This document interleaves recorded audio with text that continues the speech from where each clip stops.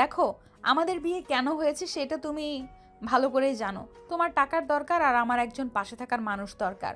এই নাও, এখানে 10 লাখ আছে, আর যা লাগে পরে আমি দিয়ে দিব। ধন্যবাদ আপনাকে আমাকে এত বড় উপকার করার জন্য। আপনি ঘুমান, আমি হসপিটালে টাকাটা জমা দিয়ে আসি। এখন বের হয়েও না, বাইরে কেউ দেখলে বুঝে ফেলবে। টাকাটা না দিলে অপারেশন হবে না। যত তাড়াতাড়ি টাকা দিয়ে দিতে হবে। ওয়েট, আমি টাকাগুলো পাঠানোর ব্যবস্থা করছি। আচ্ছা, এইগুলো আমার কাছে দাও, আমি ব্যাংক থেকে পাঠিয়ে দিচ্ছি। নদী আয়নের হাত থেকে টাকা নিয়ে লকারে রেখে দিয়ে কাউকে কল দিয়ে কথা বলতে লাগলো। আইন চুপচাপ সোফায় বসে থাকলো। কিছুক্ষণ পর কথা বলা শেষ করে খাটে এসে বসলো নদী। বসে আয়নের দিকে তাকিয়ে বলল, কথা বলেছি, তুমি ঘুমাও। চিন্তা করো না, অপারেশন ঠিকভাবেই হয়ে যাবে। আর আল্লাহর উপরে ভরসা রাখো। আচ্ছা, আপনার ছেলে মেয়ে আমাদের কিভাবে নিবে? তোমাকে ওইসব নিয়ে ভাবতে হবে না, তুমি ঘুমিয়ে যাও। আচ্ছা, আপনিও ঘুমান। আইন সোফায় পাঞ্জাবি ঠিক করে ঘুরে শুয়ে পড়ল। ডিম লাইট জ্বালিয়ে একপাশ হয়ে শুয়ে পড়ল। নদীর চোখের কোণায় পানি গড়িয়ে পড়তে লাগলো। আইন ঘুরতেই দেখতে পাই নদী তাকিয়ে আছে উপরের দিকে। আইন ওইদিকে পাত্তা না দিয়ে চোখ বন্ধ করে ঘুমিয়ে গেল। সকালে ঘুম ভাঙলে দেখে নদীর ড্রেসিং টেবিলের সামনে ভেজা চুল হেয়ার ডাই করছে। আইন সোফা থেকে উঠে নদীকে বলল, আমি কি অফিসে যাব নাকি হসপিটালে যাব? হসপিটালে যাও, তোমার আম্মুর অপারেশন। আর আমাকে আপডেট জানাও, আমার একটা মিটিং আছে তো, তাড়াতাড়ি যেতে হবে। আচ্ছা। আইন উঠে ওয়াশরুমে চলে গেল। গোসল করে বাহিরে তোয়ালে পরে আসলে দেখে সামিরা বসে আছে। আইনকে দেখে রেগে ফুলদানি ঢিল মেরে বলে, এই, তুই আমার আম্মুকে বিয়ে করলি কেন? তোর কি জ্ঞান নাই? তুই কোন হিসেবে মায়ের বয়সী মহিলাকে বিয়ে করলি? আম্মুর বডিগার্ড ছিলি, সেখান থেকে সোজা আম্মুর হাজব্যান্ড হয়ে গেলি? আরে তোর রুচি এত জঘন্য কেন? আইন ফুলদানিটা টি টেবিলের উপর রেখে পড়ল। আপনার আম্মুকে দেখে কে বলবে ওনার আপনাদের মতো ছেলে মেয়ে আছে? ওনাকে দেখে মনে হয় না উনি ৩৩ বছরের মহিলা, দেখে তো মনে হয় ২০ বছরের যুবতী মেয়ে। আইনের কথা শুনে সামিরা রেগে আয়নের গালে থাপ্পড় মেরে বলে, বেয়াদব ছেলে, একজন মেয়ের সামনে মায়ের নামে এভাবে বর্ণনা করতে লজ্জা করে না? দেখেন, আপনার ব্যবহারে বোঝা যায় আপনি অনেক বুঝতার। তাই আপনার উচিত আপনার আম্মু যেভাবে ভালো থাকে সেইভাবে থাকতে দেওয়া। একজন ডিভোর্সি মেয়ে এই সমাজে বাঁচতে গেলে কতটা লড়াই করতে হয় নিজের আম্মুকে তো দেখছেন। কতজনের বাজে কথা শুনতে হয় তাকে, কতজন কুনজরে তাকায়। আর এখন সে আমার স্ত্রী, এখন আশা করা যায় তার উপরে কারো আগের মতো নজর দিবে না। আর দিলে আমি তার চোখ তুলে ফেলবো। আমার কথায় যদি কিছু বুঝতে পারেন তাহলে ভালো, না বুঝলে কিছু করার নাই। আইন কথাগুলো বলে ব্যাগ থেকে শার্ট প্যান্ট বের করে ওয়াশরুমে চলে গেল। শার্ট প্যান্ট পরে বের হয়ে দেখে সামিরা চলে গেছে। আইন মাথার চুল ঠিক করে নিচে নামতে লাগলো। আয়নকে দেখে নদীর ছেলে নীরব এসে আয়নকে জড়িয়ে ধরে বলে, ভাইয়া, তুমি নাকি আমার আব্বু হয়ে গেছো? তোমাকে কি বলে ডাকবো বুঝতে পারছি না। ভাইয়া বাদে যা ইচ্ছে মন চাই ডাকো। আর তুমি স্কুলে যাও নাই? আপু স্কুলে যায় নাই, তাই আমি একা যাই নাই। চলো আমি স্কুলে রেখে আসি। নাস্তা করছো? নীরব আয়নকে কিছু বলবে, সাথে সাথে সামিরা টান দিয়ে নীরবকে বলল, নীরব, খবরদার, ওর সাথে মিশলে তোর খবর আছে। চল, আমি স্কুলে নিয়ে যাচ্ছি। ভাইয়ের সাথে যাই না, সরি, মানে নতুন আব্বুর সাথে যাই। আপু তুমি তো আজ স্কুলে যাবে না বললে। নীরবের কথা শুনে সামিরা রেগে নীরবের গালে থাপ্পড় দিতে যাবে, সাথে সাথে আইন নীরবকে ওইখান থেকে সরিয়ে দিল। সামিরার থাপ্পড় আইনের গালে পড়ল। নীরব ভয় পেয়ে গেল। সামিরা রেগে পড়ল, আমাদের মাসে এসেই গেছোস, ভালো করেছো। একদম আমাদের ভাই বোনের ভিতরে আসবি না। আর নীরব, তোর মুখে যদি আর একবার ওকে আব্বু ডাকতে শুনি, তোকে আমি খুন করে ফেলবো। কথাটা বলে সামিরা রেগে চলে গেল। নীরব ভয় পেতে থাকলে আইন নীরবকে জড়িয়ে ধরে পড়ল, নীরব, ভয় পেও না, কিছু হয় নাই। শোনো, আমাকে আব্বু বলার দরকার নাই। আমার নাম ধরে বা আমাকে মামা বলে ডাকতে পারো। নানু তো বললো তুমি আমার আব্বু হয়ে গেছো। শোনো, আব্বু চাইলে সবাই হতে পারে না। আমি তোমাদের আব্বুর মতো হয়তো হতে পারবো না। তোমাদের আব্বু তো আছে, তাই আমাকে আব্বু বলার দরকার নাই। আমাকে মামা বললে হবে। আচ্ছা। আয়ান, সামিরার হয়ে আমি তোমার কাছে ক্ষমা চাচ্ছি। ছি আন্টি, এটা কি বলছেন? ক্ষমা প্লিজ চাইবেন না। আমি সামিরার ব্যাপারটা বুঝি, ওর রাগ হওয়া স্বাভাবিক। যাই হোক, আমি নীরবকে স্কুলে নিয়ে যাচ্ছি। আয়ন নীরবকে নিয়ে বের হয়ে গেল। রিক্সা নিয়ে নীরবকে স্কুলে দিয়ে আয়ন হসপিটালে চলে গেল। হসপিটালে গিয়ে ডাক্তারের সাথে কথা বলল। 30 মিনিট পর অপারেশন করতে যাবে। আয়ন কথা বলে ডাক্তারের সাথে চলে গেল। আয়ন ওর আম্মুর কপালে চুমু দিয়ে বলল, আম্মু, চিন্তা করো না, তোমার কিছু হবে না। তুমি খুব তাড়াতাড়ি ঠিক হয়ে যাবে। আয়ান, তুই এত টাকা কোথায় পাইছস? আম্মু, আমি কোনো হারাম কাজ করি নাই। আম্মু, তুমি এসব নিয়ে ভেবো না। তুমি সুস্থ হয়ে নাও, আমি তোমাকে সব বলবো। নার্স আয়নের আম্মুকে নিয়ে গেল। আয়ন কেবিনের বাইরে হাঁটাহাঁটি করতে লাগলো। কিছুক্ষণ যেতেই আয়নের কাঁধে হাত পড়লে আয়ন ঘুরে তাকিয়ে দেখে নদী। আয়নকে দেখে বলল, এত ভেঙে পড়ো না, আন্টি ঠিক হয়ে যাবে। আপনি এখানে কি করছেন? মিটিং সন্ধ্যায় দিয়েছি। কেন? মনে হইলো তোমার কাছে থাকা উচিত। তুমি ছোট একটা ছেলে, মনে হইলো তোমার পাশে থাকা উচিত, তাই চলে আসলাম। ম্যাম, আপনি অনেক ভালো। আমি ভালো না, আমি ভালো হইলে কখনোই তোমাকে ফাঁদে ফেলে বিয়ে করতাম না। না ম্যাম, হুট করে আমাকে কেন এতগুলো টাকা দিতেন? আর এখানে আপনি আমার স্ত্রী, যেখানে আপনার সাথে আমার একটা সম্পর্ক যোগ হয়েছে সেই ভিত্তিতে টাকা দিয়েছেন। এখানে নিজেকে খারাপ ভাবার প্রয়োজন নাই। নদী কিছু বলল না। অনেকক্ষণ পর দুজন বসে থেকে ডাক্তারকে বের হতে দেখে আইন দৌড়ে ডাক্তারের কাছে গেল। ডাক্তারের মুখ দেখে আইনের বুকটা কেঁপে উঠল। ডাক্তার, আমার আম্মুর কি অবস্থা? আইনের কথা শুনে ডাক্তার চুপ হয়ে যায়। ডাক্তার আইনকে বলে, সরি, আমরা আপনার আম্মুকে বাঁচাতে পারি নাই। ডাক্তারের কথা শুনে কয়েক পা পিছিয়ে গেল। আইনের যেন হাত পায়ে কোনো শক্তি নাই। আইন পড়ে যেতে নিবে, সাথে সাথে নদী ধরে ফেল। আইন চিৎকার করে কান্না করতে করতে বলল, ডাক্তার, আপনি মিথ্যা বলছেন তাই না? প্লিজ মিথ্যা বললেন না, আমার আম্মুর কিছু হয় নাই। আইনের সামনে নার্স আইনের আম্মুর লাশ নিয়ে আসলো। আইন ওর আম্মুর লাশ ধরে চিৎকার করে কান্না করতে করতে বলে, আম্মু, এই আম্মু ওঠো না। ডাক্তার মিথ্যা বলছে তাই না? এই আম্মু ওঠো না। আম্মু, তুমি আব্বুর মতো আমাকে একা করে যেও না। আম্মু, এই আম্মু ওঠো না, আমার অনেক কষ্ট হচ্ছে। আম্মু প্লিজ ওঠো। আইন পাগলামি করতে লাগলো। নদী আইনকে বুকে জড়িয়ে নিয়ে বলল, আয়ান, ভেঙে পড়ো না। ম্যাম, আপনি আম্মুকে বলেন না উঠতে। আয়ান, উনি আর উঠবে না, নিজেকে শান্ত করো। আইন নদীকে ছেড়ে দিয়ে ওর আম্মুকে জড়িয়ে ধরে কান্না করতে লাগলো।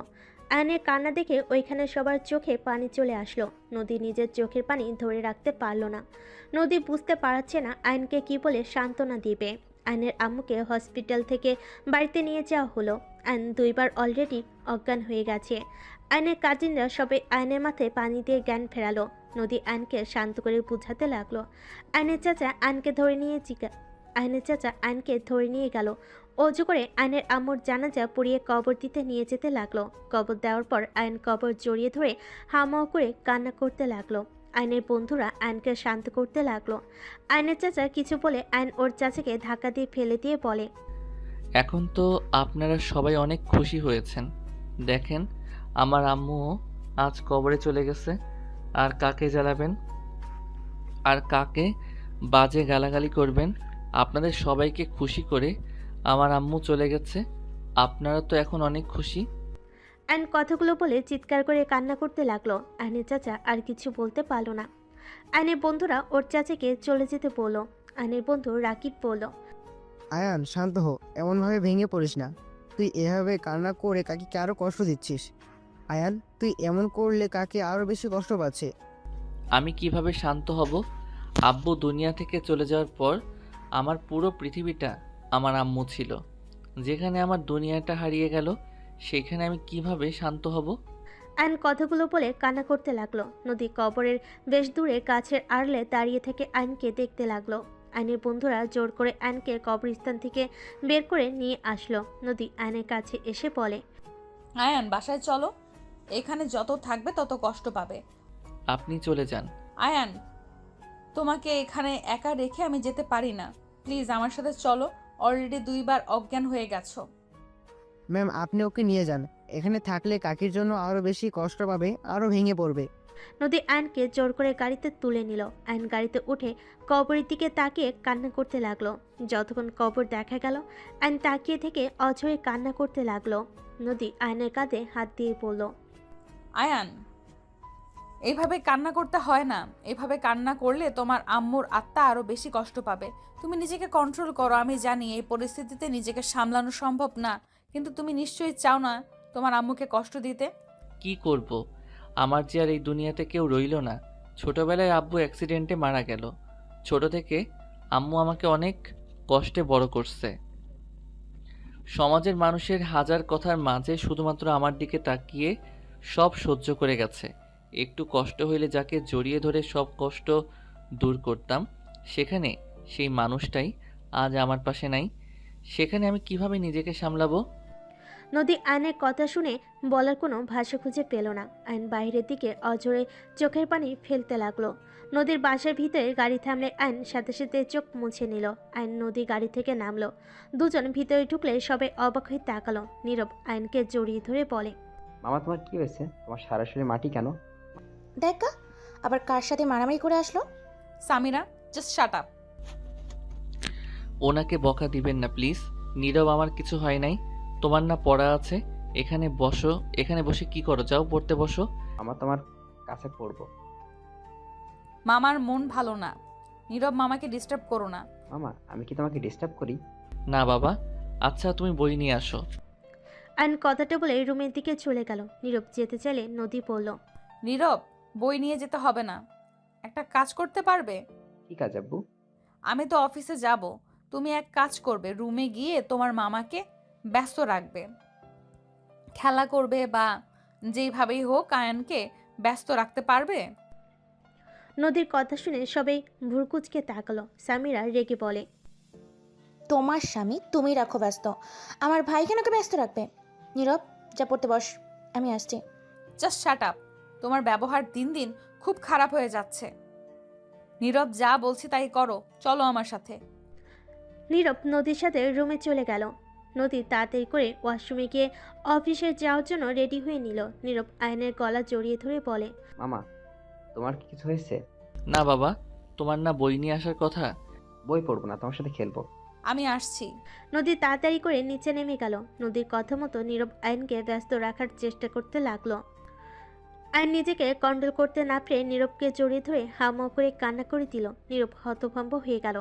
আয়নকে কান্না করতে দেখে নীরব ভয়ে আয়নকে ছেড়ে দৌড়ে নিচে চলে গেল। নীরবকে এভাবে দৌড়ে আসতে দেখলে সামিরা নদীর আম্মু অবাক হয়ে বলে, নীরব কি হয়েছে?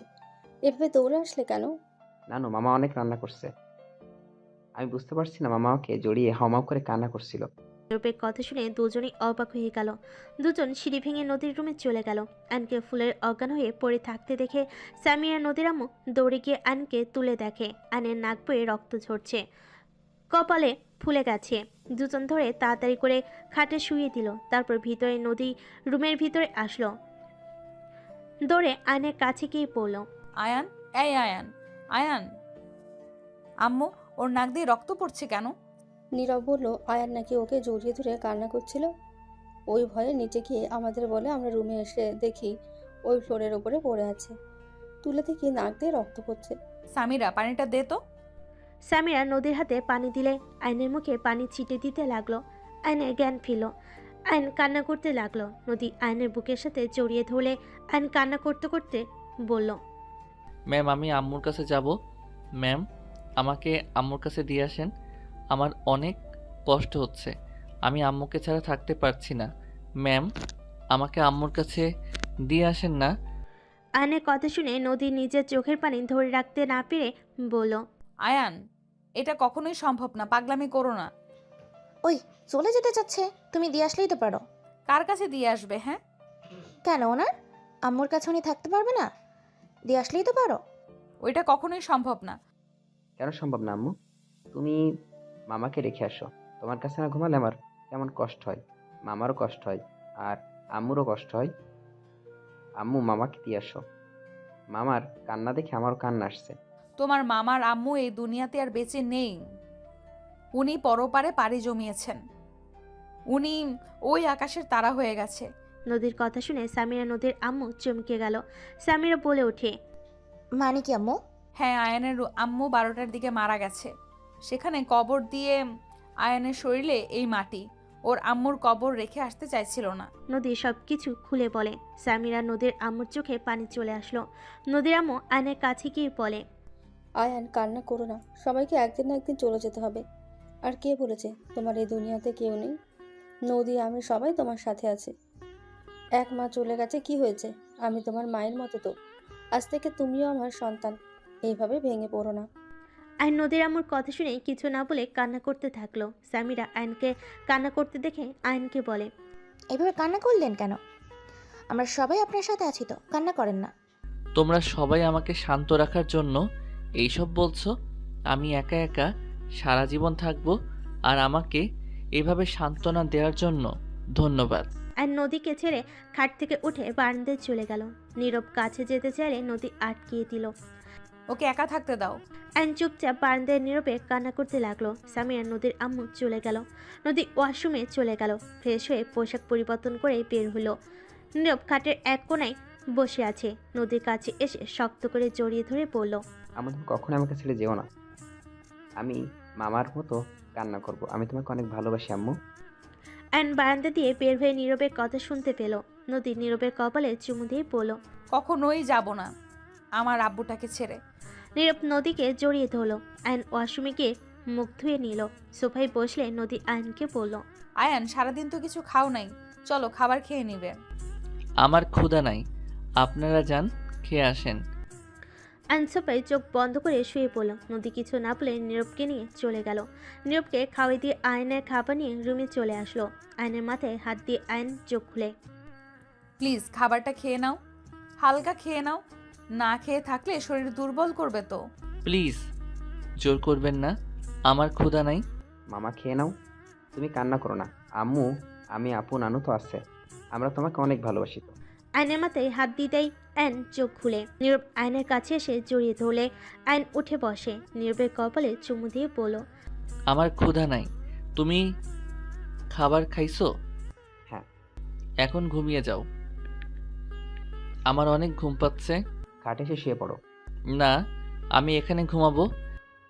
মামা, আমি ঘুমাবো জন্য কি তুমি রাগ করে ঘাটে ঘুমাবে না? নীরবের কথা শুনে আয়ন নদীর দিকে তাকালো। আয়ন নীরবকে বলে, আমার খাটে ঘুমাতে ভালো লাগে না, আমার এখানে ঘুমাতে ভালো লাগছে। আর হ্যাঁ, এইটা কিন্তু সিক্রেট, কাউকে যেন বলো না। আমি এখানে ঘুমাই, তাহলে কিন্তু সবাই আমার এখানে ঘুমাতে পারে। আমি আমার জায়গা কাউকে দিতে চাই না। ওকে মামা, কাউকে বলবো না। আমার অনেক ঘুম পাচ্ছে। নীরব হাই তুলতে তুলতে খাটে গিয়ে শুয়ে পড়ল। নদী আয়নের দিকে তাকিয়ে বলে, অল্প খেয়ে নাও প্লিজ। প্লিজ জোর করেন না, আপনি একজন স্ত্রীর মতো ব্যবহার করছেন, ব্যাপারটা আমার ভালো লাগছে না। আয়নের কথাই নদীর কিছুটা খারাপ লাগলো। নদী আর কিছু না বলে খাবার টি টেবিলের উপর রেখে দরজা লাগিয়ে দিয়ে এসে লাইট অফ করে ডিম লাইট জ্বালিয়ে শুয়ে পড়লে নীরব নদীকে জড়িয়ে ধরে। নদী নীরবের মাথায় হাত বুলিয়ে দিল। নীরবের কপালে চুমু দিয়ে ঘুমিয়ে পড়ে। 5 দিন পর। আয়ান, এভাবে না খেয়ে থাকলে তোমার শরীর দিন দিন খারাপ হয়ে যাচ্ছে। আয়ান, বাস্তবতা মেনে নাও। কতদিন না খেয়ে থাকবে বলো? শোনো, এই দুনিয়াতে একা এসেছো, একাই যেতে হবে। আর একবার জন্ম হয়েছে, তার মৃত্যু হবেই, কারো আগে কারো পরে। দয়া করে খেয়ে নাও। আমিও তো তোমার মা হই, তাই না? আমার হাতে কি খাবে না? নদীর আম্মুর কথা শুনে নদীর দিকে তাকালো। নদী শুধু তাকিয়ে থাকলো। নীরব সামিরা তাকিয়ে আছে। আর নদীর আম্মুর দিকে তাকাতেই ওনার অসহায় মুখ দেখে নিজেকে কন্ট্রোল করতে না পেরে নদীর আম্মুর হাত থেকে খাবার খেয়ে নিল। সবাই অনেক খুশি হয়ে গেল। নদীর আম্মু আয়নের মাথায় হাত বুলিয়ে দিল। আয়নকে খাওয়াই দিতে লাগলো আর বলতে লাগলো, এই তো গুড বয়। আরে, এক মা গেছে তো কি হয়েছে? আরেকটা মা তো আছে, তাই না? এখন থেকে তুমি তোমার আম্মুর সাথে যেমন করছো আমার সাথে তেমন করো, তাতে তো হয়ে যায়। হয়তো আমি তোমার নিজের মায়ের মতো হতে পারবো না, বাট আমার সাধ্য অনুযায়ী চেষ্টা করব। নদীর আম্মুর কথা শুনে আয়ন নদীর আম্মুকে বলল। আপনাকে একটু জড়িয়ে ধরতে পারি? নদীর আম্মু অবাক হয়ে বলল, হ্যাঁ, ধরো। অনুমতি কেন নিচ্ছ? আর নদীর আম্মুকে জড়িয়ে ধরে চোখ বন্ধ করে চোখের পানি পড়তেই মুছে ফেলল। আপনি একবার যখন বলছেন আপনি আমার মা, তাহলে আমি আর আপনাকে জ্বালাবো না। এক আম্মুকে তো অনেক জ্বালিয়েছি, আজ সেই আমাকে ছেড়ে চলে গেল। আমি আপনার অনেক যত্ন করব, একদম আপনাকে বিরক্ত করব না। আয়নের কথা শুনে নদীর আম্মুর চোখে পানি চলে আসলো। নদীর আম্মু কপালে চুমু দিয়ে বলে, তোমার যেইটাই ভালো লাগে ওইটাই করো, বাট কান্না করো না। আয়নকে খেতে দেখে নীরব এসে আয়নকে জড়িয়ে ধরে বলে। ইয়াহু, মামা খাবার খাচ্ছে। আম্মু তুমিও খেয়ে নাও, মামা তো এখন খাচ্ছে। নীরবের কথা শুনে আয়ন অবাক হয়ে গেল। নদীর দিকে তাকাতে দেখে নীরবের দিকে রাগী লুক নিয়ে তাকিয়ে আছে। আয়ন নদীকে বলল, কি ব্যাপার, আপনি কি খাবার খান নাই? ব্যস্ত কারণে খাওয়া হয়ে ওঠে নাই, তুমি খাও। ও আচ্ছা আচ্ছা আন্টি, আমি আর খাবো না, আমার পেট ভরে গেছে। আমি একটু বের হব, মামা আজকে তো ছুটির দিনে, তাহলে কোথায় যাবে? বাড়িতে যাব। ও আচ্ছা, আমার আয়ন সোফার উপর থেকে উঠে বাসা থেকে বের হয়ে গেল। আয়ন ওর আম্মুর কবরের কাছে গিয়ে আম্মুর কবর জিয়ারত করলো। জিয়ারত করে সেখান থেকে বের হইতেই আয়নের চাচা আসলো। আয়ন কোনো কথা না বলে চলে যেতে নিলে আয়নের চাচা হাত ধরে বলে, আয়ান বাসায় চল, তোর চাচি তোকে যেতে বলছে। সময় নাই। আয়ন কথাটা বলে হাত সরিয়ে দিয়ে চলে যেতে লাগলো। কিছু বলার আগেই আয়ন রিক্সা নিয়ে বের হয়ে গেল। আয়ন নদীর পাড়ে চলে গেল। নদীর পাড়ে বসে থাকলো। 3টার দিকে আয়ন বাসায় ফিরে গেল। বাসার ভিতরে ঢুকতেই আয়ন অবাক হয়ে গেল সোফায় বসে থাকা মেয়েটাকে দেখে। মেয়েটাকে দেখে নীরব দৌড়ে এসে পড়ল। মামা কোথায় গেছিলে, এতক্ষণ লাগলো কেন? আম্মু তো অনেক চিন্তা করছিল, তোমার বাসায় গিয়েও তোমাকে পাই নাই। আমি একটু আমার পছন্দের জায়গায় গেছিলাম। কলটা কি রিসিভ করা যায় না? সরি, খেয়াল ছিল না। আয়ান, আসসালামু আলাইকুম। ওয়ালাইকুম সালাম। অনেক শুকিয়ে গেছো দেখছি। পড়াশোনা কেমন চলছে? পড়াশোনা আর করি না। কি? কেন? জব নিয়েছি, পড়ার সময় হয়ে ওঠে নাই। বাট তুমি এখানে? আমারও তো সেম প্রশ্ন। আমার বাসার সবাইকে তুমি চেনো নাকি? এইটা তোমার বাসা? হ্যাঁ। খালামানি তুমি মামাকে চেনো? হ্যাঁ। খালামণি মানে? ও তুমি তাহলে ওনার ছোট বোন? হ্যাঁ। তোমরা একে অপরকে কিভাবে চেনো? হাই স্কুলে আমরা একসাথে পড়াশোনা করেছি। ও অনেক ভালো স্টুডেন্ট ছিল। ও সব সময় ক্লাসে ফার্স্ট হতো। প্রথমে তো ওকে আমি দেখতে পারতাম না, বাট পরে বুঝতে পারি ও অনেক ভালো। এই আয়ান, আন্টি কেমন আছে? আমাকে ভুলে গেছে নাকি? জানো আপু, ওদের বাসায় একবার গিয়েছিলাম। আন্টি আমাকে অনেক আদর যত্ন করেছিল। তুলির কথা শুনে আয়ন চুপ হয়ে গেল। নদী আয়নের মুখ দেখে বুঝতে পারল। নদী আয়নকে বলল, আয়ান রুমে যাও। আচ্ছা থাকেন। আয়ন চলে গেলে তুলি অবাক হয়ে তাকিয়ে বলল, কি হলো এটা? কি ব্যাপার? ও তোমার রুমে চলে গেল কেন? খালামণি, ওটা তোমার বোনের জামাই। সামিরা, কি ধরনের কথা এটা? তুলি কথাটা শুনে অবাক হয়ে গিয়ে বলে, কি? এসব কি বলে? হ্যাঁ, আয়ানকে বিয়ে করছি। কি যাতা বলো? তোমার কি মাথা খারাপ নাকি? আয়ান আর তোমার বয়সের কত পার্থক্য? তোমার বয়স 33 আর ওর বয়স 19। কতটা বয়সের পার্থক্য? পাগল হয়ে গেছো নাকি? কি, আমার তো 15। আমার 4 বছর বড়। তাহলে খালামণি তুমিই বলো কেন আমি রেগে যাই? আমি ওকে কোন হিসেবে বাবা বলে ডাকবো বলতে পারো? এখন তুমিই বলো, কেন তোমার বোনের সাথে খারাপ ব্যবহার করি? আম্মু, তুমি এটা কিভাবে মেনে নিলে? তোমার মেয়ে যা মনে চাইবে তাই করবে নাকি? ওর এত বিয়ে করার শখ থাকলে রাতুল ভাইকে বিয়ে করলে কি সমস্যা হতো? আমার ব্যক্তিগত ব্যাপারে তোরা কথা বল, এটা আমি চাই না। আমার যেটা ভালো লাগবে আমি তাই করব। আপু, তুই 2 বাচ্চার মা। তোর সাথে ওর কখনোই যায় না। নিজে তো ভেবে দেখ। ছি, ভাবতেই ঘৃণা হচ্ছে। আয়ান তো আমার 1 বছরের ছোট। মানুষজন জানলে কি বলবে? আমি কারোর কথা কানে দেই না। মানুষের মুখ আছে বলবেই, এখানে আমি কি করব? নদীর কথা শুনে তুলির রাগে সামনে থাকা গ্লাস ছুঁড়ে মেরে বলে, তোর এসব উজানি কথা বলার জন্য সংসার করতে পারলি না, আবার হাঁটুর বয়সে ছেলেকে বিয়ে করছস? কোনো কাণ্ডজ্ঞান কি নাই তোর? সব সময় খালি আমাদের মাথা হেট করে দিস। আব্বু লন্ডন থেকে ফিরুক, এর একটা ব্যবস্থা না নিলে খবর আছে। তুলির কথা শুনে নদীর বুকের ভিতর যেন মুচড়ে উঠল। নদীর চোখে পানি টলমল করতে লাগলো। নদীর তুলির দিকে তাকিয়ে পড়ল। তুই এটা আমাকে বলতে পারলি? হ্যাঁ, বলতে পারছি। এই ন্যাকা কান্না করবে না তো? নদী আর এক মুহূর্ত ওইখানে দাঁড়িয়ে থাকতে পারল না, দৌড়ে রুমে চলে গেল। তুলির আগে নিজের রুমে চলে গেল। আয়ন বারান্দায় বসেছিল।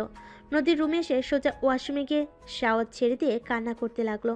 অনেকক্ষণ বসে থাকতেই হঠাৎ নীরবের কান্নার শব্দ পেয়ে আয়ন বারান্দা থেকে বের হয়ে দেখে নীরব ওয়াশরুম থেকে কান্না করে বলছে। আম্মু ওঠো না। আম্মু তুমি তো কাঁপছো। নীরবের কথা শুনে আয়ন ওয়াশরুমে গিয়ে দেখে নদী দুই হাত হাঁটু জড়িয়ে ধরে চুল ছেড়ে দিয়ে কান্না করছে। হাতের লোমগুলো দাঁড়িয়ে গেছে। আয়ন নদীর কাছে গিয়ে শাওয়ার বন্ধ করে বলল, এই আপনি এসব কি করছেন? এই সময় এইভাবে ভিজছেন কেন? আর কি হয়েছে, কান্না করেন কেন? মামা আম্মুকে ধরো না। খালামণি আম্মুকে বকা দিয়েছিল। আম্মু অনেক কষ্ট পেয়েছে। আম্মু কষ্ট পেলে এমন করে। আম্মু জ্বর আসবে আবার। মামা ধরে নিয়ে চল না। আমি তো নিতে পারছি না। নীরবের কথা শুনে আয়ন বলল। তুমি সরো, আমি নিয়ে যাচ্ছি। নীরব সরে দাঁড়ালে আয়ন নদীর শরীরে হাত দেওয়ার সাহস পাচ্ছিল না। তারপর ভয়ে ভয়ে বলল, ক্ষমা করবেন, প্লিজ উঠেন। নীরব কান্না করছে তো। আয়া নীরবকে নিয়ে যাও প্লিজ, আমাকে একা থাকতে দাও। নদী আবার শাওয়ার ছাড়তে যাবে। আয়ন সাথে সাথে নদীর হাত ধরে পাজা কোলে তুলে নিল। নদী নামিয়ে দিতে বলতে লাগলো। আয়ন নদীর কোনো কথা না শুনে রুমে নিয়ে আসলো। নদী ঠান্ডায় কাঁপছে। আয়ন নীরবকে বলল। তোয়ালেটা দাও। নীরব তোয়ালেটা দিলে আয়ন নদীর মাথার পানি মুছতে লাগলো। মুছে চুল বেঁধে দিল। আরেকটা তোয়ালে দিয়ে হাত মুছতে গেলে রুমে সামিরা তুলি এসে এই অবস্থা দেখে বলে, ছি, ছেলের সামনে এভাবে থাকতে লজ্জা করছে না?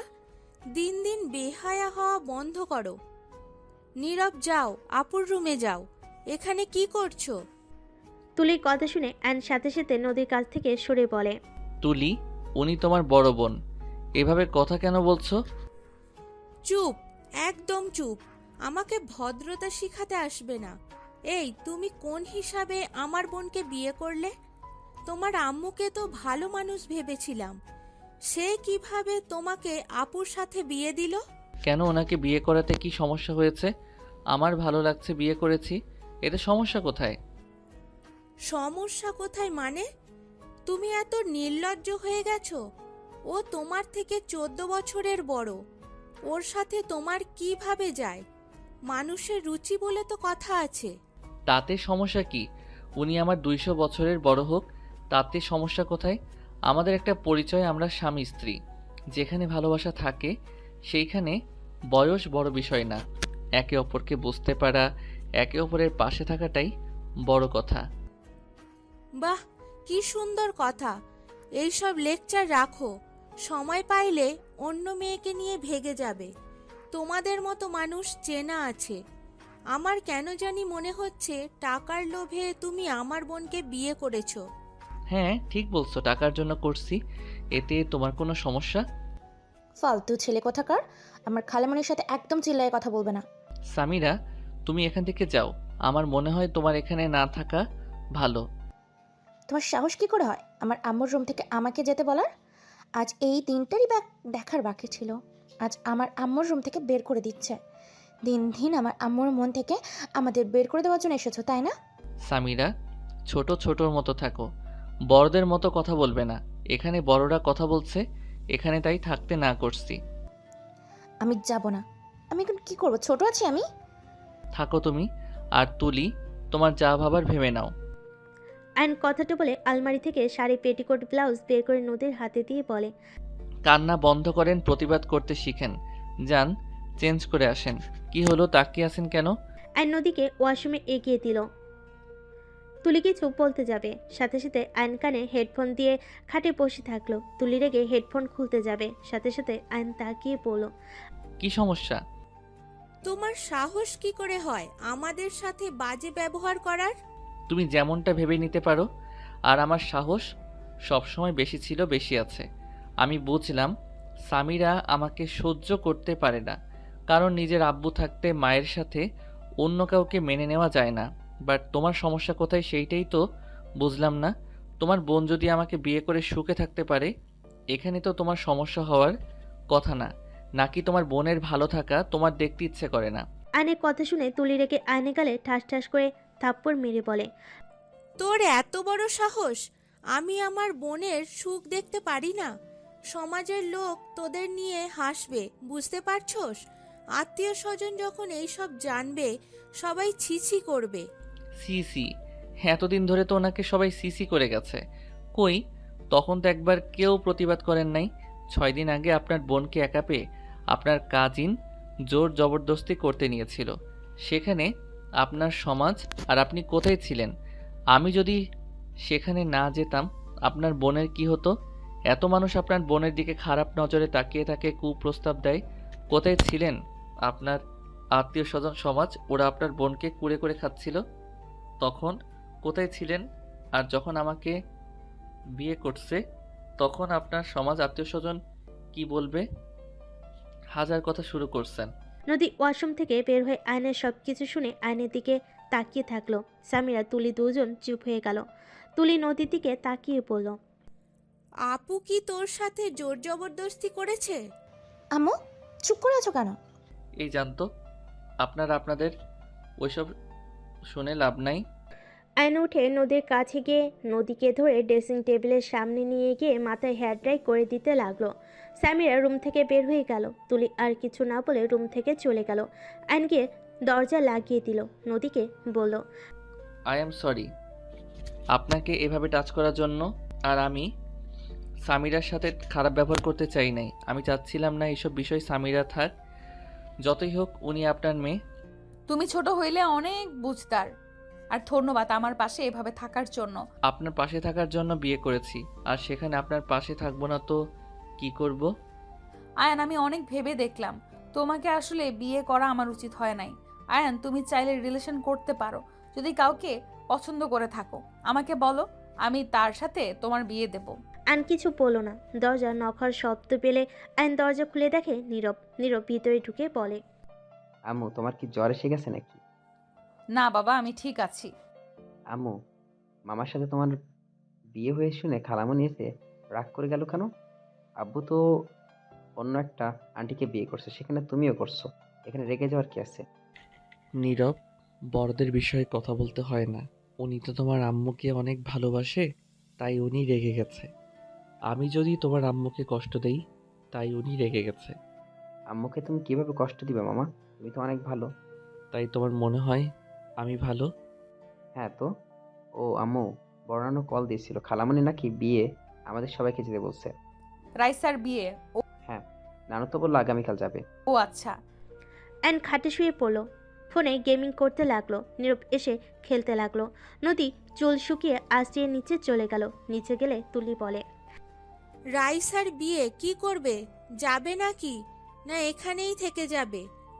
তোমার জামাই নিয়ে গেলে তো তোমাদের দুজনকে জামাই বউ না অন্য কিছু ভেবে নিবে। তুলি চুপ কর। বড় আফা আয়ানকে নিয়ে যেতে বলছে। শোন, তোরা মার্কেটে করে আয়, তোর আব্বু বিয়ের দিন চলে আসবে। আর এত ভাবিস না, আমি সবাইকে আনছি। আমাকে আপনাদের পরিচয় দিতে হবে না। ওনারা তো জানে আমি আপনার বডিগার্ড, সেই হিসাবে চলে যাব। আর আপনার জামাই আসতে পারে নাই, হিসাব বরাবর। এইটাই ভালো হবে। না আয়ান, এসব কিছু বলতে হবে না, আমি সবাইকে বলে দিয়েছি। আর ওরা তোমাকে ইনভাইট করেছে। আর তুলি, তুই একটু বেশি কথা বলোস। যা শপিং করতে চা। আয়ান, তুমি রেডি হয়ে আসো।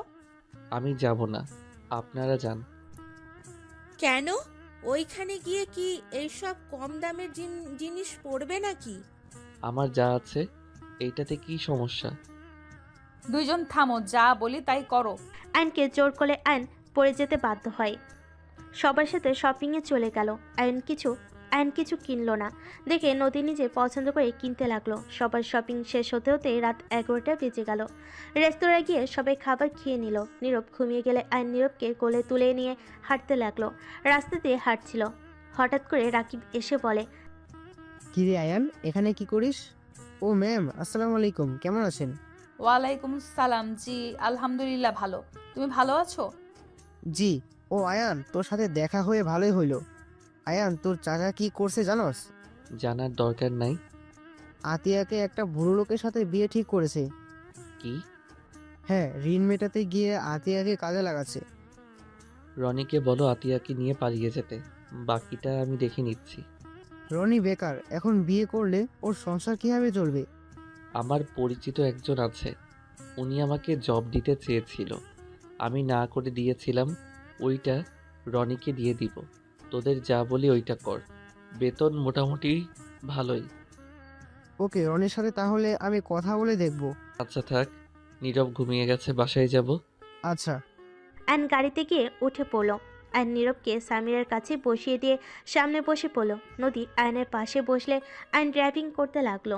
কিসের জব অফার এসেছিল?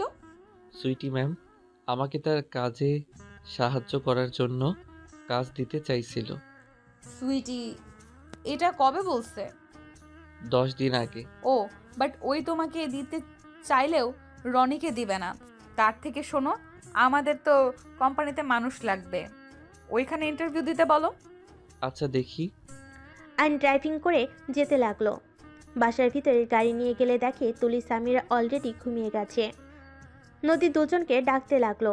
তুলি উঠলো, সামিরা উঠলো না। নীরবকে আয়ন কোলে নিল। সামিরাকে তুলি নদী ধরে নিয়ে যেতে লাগলো। নীরবকে আয়ন রুমে শুয়ে দিয়ে নিচে এসে দেখে সামিরাকে সোফায় শুয়ে দিয়ে রাখছে। সামিরা পড়ে যেতে নিবে, সাথে সাথে আয়ন টি টেবিলটা এগিয়ে দিল। নদী তুলি শপিং ব্যাগ নিয়ে আসলে আয়ন এগিয়ে গেলে তুলি। স্বামীরারগুলো আমি রেখে আসছি, তারপর ওকে রুমে রেখে আসি। আয়ান, তুমি প্লিজ এগুলো রুমে নিয়ে যাও। আয়ন নদীর হাত থেকে সব শপিং ব্যাগ নিয়ে যেতে লাগলো। রুমে গিয়ে রেখে দিল। আয়ন ওয়াশরুমে গিয়ে ফ্রেশ হয়ে নিল। ওয়াশরুম থেকে বের হয়ে দেখে নদী ক্লান্ত হয়ে সোফায় বসে পড়েছে। মাথা ব্যথা করছে নাকি? হালকা। আপনি ফ্রেশ হয়ে ঘুমিয়ে যান। নদী উঠে ফ্রেশ হতে চলে গেল। আয়ন সোফায় শুয়ে পড়ল। সকালে নদীটাকে ঘুম ভাঙলো। আয়ন নদীর দিকে তাকিয়ে বলল, এত সকালে ডাকছেন কেন? দুইজন রেডি হয়ে নাও, বিছানার উপরে শার্ট প্যান্ট বের করে রাখছি, তাড়াতাড়ি পরো। এখন যাবেন নাকি? হ্যাঁ। আয়ন নীরব উঠে তাড়াতাড়ি দুজন রেডি হয়ে নিল। রেডি হয়ে লাগেজ নিয়ে নিচে নামলো। নিচে গিয়ে দেখে কেউ নেই। আর নীরব বসে থাকলো। নীরব তুলির রুমে গিয়ে দেখে সবাই সাজগোজ করে যাচ্ছে। নীরব নিচে এসে বলে, আমাদের রেডি হতে হতে আমাদের একটা ঘুম হয়ে যাবে। কি আর করবে, অপেক্ষা করা ছাড়া উপায় নেই। দুজন বসে গেম খেলতে লাগলো। 2 ঘন্টা পর তিনজন নিচে নামতে লাগলো। আয়ন পানি খেতে গ্লাস হাতে নিয়ে খেতে যাবে, সাথে সাথে সিঁড়ির দিকে চোখ গেল। আয়ন হা হয়ে তাকিয়ে নদীকে দেখে চোখ যেন ফেলতে পারছে না। তুলি আয়নকে বলে, সারাদিন তো দেখো, আবার ওদের সামনে হাঁ করে তাকিয়ে আছো কেন? আয়ন সাথে সাথে গ্লাসে পানি নিয়ে খেতে লাগলো। অন্যদিকে ঘুরে আয়ন নদীর আম্মুকে দেখে বলে, মাশাআল্লাহ আন্টি, আপনাকে আর সামিরাকে ভালো লাগছে, আর দুইটাকে পেতনি পেতনি লাগছে। আয়নের কথা শুনে নদীর আম্মু সামিরা হাসতে লাগলো। আয়ন হাসতে লাগলো মিটিমিটি করে। তুলি নদী বুড়কুচকে তাকালো। নীরব বলে উঠল, খালামণি, আম্মু, তোমাদের নাকি পেতনির মতো লাগছে? তোর মামাকে ভূতের মতো লাগছে। আমি ভূত এইটা তো জানি, বাট আপনারা যে পেতনি এটাই তো জানেন না, তাই না নীরব? দুজন হাসতে লাগলো। তুলি রেগে যে মারতে যাবে আর নীরবকে নিয়ে লাগেজ নিয়ে দৌড়ে বের হয়ে গেল। দুজন গাড়ি থেকে উঠে বসলো। ওদের সবাইকে দেখে আয়ন গাড়ি থেকে নেমে লাগেজগুলো পিছনে রেখে দিল। আয়ন ড্রাইভারের পাশে গিয়ে বসলো। বাস কাউন্টারে গিয়ে বাসে উঠে পড়লো। নদী নীরব একসাথে বসতে গেলে নদীর আম্মু বলে, নীরব, নানু ভাই তুমি আমার কাছে এসে বসো। আমি আপনার কাছে বসি, এইখানে বসে থাক। তুমি নদীর কাছে বসো। নীরব এসে নদীর আম্মুর কাছে গিয়ে বসলো। আয়ন উপায় না পেয়ে নদীর কাছে গিয়ে বসলো। আয়ন ফোনে গেম খেলতে লাগলো। নীরব আয়নের কাছে আসলে আয়ন নীরবকে কোলে বসিয়ে দিল। নীরব আয়নের সাথে বসে গেম খেলতে লাগলো। সারাদিন জার্নি করে সন্ধ্যার দিকে সবাই নেমে পড়লো। গাড়ি এসে আয়নদের রিসিভ করে নিয়ে যেতে লাগলো। একটা বাড়ির সামনে গিয়ে গাড়ি থামালো। সবাই নেমে পড়লো। নদীর খালামণি আয়নদের কাছে এসে কুশল বিনিময় করলো। আয়ন সালাম দিয়ে কুশল বিনিময় করে তাদের সাথে যেতে লাগলো। বাসার ভিতরে গেলে সবার সাথে আয়ন কুশল বিনিময় করতে লাগলো। হঠাৎ করে একজন লোককে দেখে নীরব দৌড়ে গিয়ে জড়িয়ে ধরে বলল, আব্বু। আয়ন অবাক হয়ে গেল। নীরবকে লোকটা কোলে নিয়ে চুমু দিয়ে কথা বলতেই সামিরার দিকে তাকিয়ে বলে, সামিরা মা, কেমন আছোস?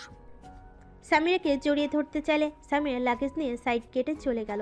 আয়ন নদীর কানে কানে বলে, এইটা আপনার এক্স হাজবেন্ড নাকি? হুম। নদীর এক্স হাজবেন্ড রায়হান কাছে এসে নদীর আম্মুকে সালাম দিল। তুলি কেমন আছোস? ভালো ভাইয়া, তুমি কেমন আছো? কি ব্যাপার, ভাবিকে দেখছি না? এই মনে হয় রুমে আসে। ও আচ্ছা, থাকো, আমিও যাই। নদী রায়হানের দিকে না তাকিয়ে অন্যদের সাথে কথা বলতে লাগলো। নদীর খালামণি বলে, নদী, জামাইকে নিয়ে রুমে যা। এভাবে কতক্ষণ দাঁড়িয়ে থাকবে? নদী আয়নের হাত ধরে নিয়ে যেতে লাগলো। নদী কিছু আত্মীয় স্বজন হাসতে হাসতে বলে, আফা, নদীকে কার সাথে বিয়ে দিয়েছো? এ তো ছোট্ট একটা বাচ্চা ছেলে, দেখে মনে হয় ভাই বোন। কথাগুলো বলে হাসতে লাগলো। রায়হান কথাগুলো শুনে চলে গেল। নদীর আম্মু বলে ওঠে, ছোট হলে আমার মেয়ের জামাই অনেক বুদ্ধিমান আর অনেক ভালো। আমার মেয়ে যার সাথে সুখে থাকবে তার সাথে বিয়ে দিয়েছি। একজন বলে ওঠে, কতবার বললাম আমার ছেলের সাথে নিতে চাইলাম, তোর মেয়ে তো রাজি হলো না। আর কচি ছেলে দেখে একদম বিয়ে করে ফেললো, আমাদের দাওয়াতও দিলি না। নদীর খালামণি বলে, দেখেন, এইসব কথা বাদ দেন। ওদের সমস্যা না হইলে আপনাদের সমস্যা থাকার কথা না। নাহিদা, তুই রুমে যা। নদীর আম্মু আর কিছু না বলে চলে গেল। এদিকে আয়ন নদীর রুমে গেলে আয়ন বলে, আপনার স্বামী এখানে কি করে? ওই আমার মেজো খালামণির ছেলে। ও আপনার কাজিন ছিলেন? হ্যাঁ আয়ান, ওর বিষয়ে প্লিজ আর কিছু জিজ্ঞেস করো না। ওকে। ওইদিকে ওয়াশরুম ফ্রেশ হয়ে নাও, আমি একটু আমার বোনদের সাথে দেখা করে আসি। নদী চলে গেল। হঠাৎ রায়হানের সাথে দেখা হলে রায়হান বলে ওঠে, কোচি ছেলে থেকে লোক সামলাতে পারো নাই না কে? একেবারে কোচি ছেলেকে বিয়ে করে ফেললে। নীরব, তুমি তোমার মামার কাছে যাও। আব্বু, কোচ জিনিস কি? কোচি জিনিসটাই কি তোমার আম্মু ভালো বলতে পারবে। নীরব, তোমাকে যেতে বলছি না? নদীর কথা শুনে নীরব নেমে চলে গেল। রায়হান নদীকে আরো বাজে কথা বলে রায়হানের গালে নদী থাপ্পড় মেরে বলে, তোর মন কোনোদিন ঠিক হবে না। যেমন আগে নোংরা মানসিকতা ছিল, এখনো সেইম আছে। সবাইকে নিজের মতো ভাবিস না, নিজে ভালো হয়ে অন্য কাউকে খারাপ কথা বলিস। আর কতটা নির্লজ্জ তুই! কতবার বলছি আমার সাথে কথা বলবি না, কিন্তু তুই একবারই কথা বলতে আসোস। যত সব। নদীর থাপড় খেয়ে রায়হানের রাগ উঠে গেল। রায়হান নদীর চুলের মুঠি ধরে নদী হাত ধরে বলতে লাগলো, রায়হান, আমার চুল ছাড়, ব্যথা লাগছে কিন্তু। তোমার সাহস কি করে হয় আমার গায়ে হাত তোলার? অনেক সাহস বেড়ে গিয়েছে, তাই না? রায়হান নদীর গালে থাপ্পড় মারতে যাবে, সাথে সাথে রায়হানের বউ এসে হাত ধরে বলে, ছি, এসব কি করছেন? উনি আপনার এখন স্ত্রী না যে ওনার গায়ে হাত দেবেন। ওনাকে ছাড়েন। রায়হান ওর স্ত্রীর কথা শুনে নদীকে ছেড়ে ওর স্ত্রীকে মারতে লাগলো। আয়ন রুমের বাইরে এসে নীরবের সাথে হাঁটতে কিছু দূর এসে এই অবস্থা দেখে নীরব ভয় পেয়ে গেল। নদী রায়হানকে বলল, ওকে ছাড় বলছি রায়হান। আমাদের মাঝে তুই আসবি না। নদীকে ধাক্কা দিলে দৌড়ে গিয়ে আয়ন নদীকে ধরে ফেল। রায়হান ওর স্ত্রীর পেটে লাথি দিতে যাবে, সাথে সাথে আয়ন টান দিয়ে ওর স্ত্রীকে সরিয়ে নিল। রায়হান রেগে গিয়ে আয়নের কলার চেপে ধরলে আয়নের রাগ উঠে গেল। রায়হানের স্ত্রী নদী রায়হানকে ধরে বলে, প্লিজ ওনাকে ছেড়ে দিন। রায়হান, আমার স্বামীর কলার ছাড় বলছি। আম্মু, আমাকে ছেড়ে দাও। নীরবের কান্নার শব্দ শুনে সবাই দৌড়ে আসতে লাগলো। রায়হান নীরবকে রেগে ধাক্কা দিয়ে বলে, তোকে চুপ থাকতে বললাম না? সবাইকে জোর করে ফেললে। আব্বু, মামাকে মারো, কিন্তু মামাকে ছেড়ে দাও। আয়ন এবার নিজের রাগ কন্ট্রোল করতে না পেরে রায়হানের হাত দুটো ধরে মোচড় দিয়ে ধরতে লাগলো। আয়নের শক্তির সাথে রায়হান পারছিল না।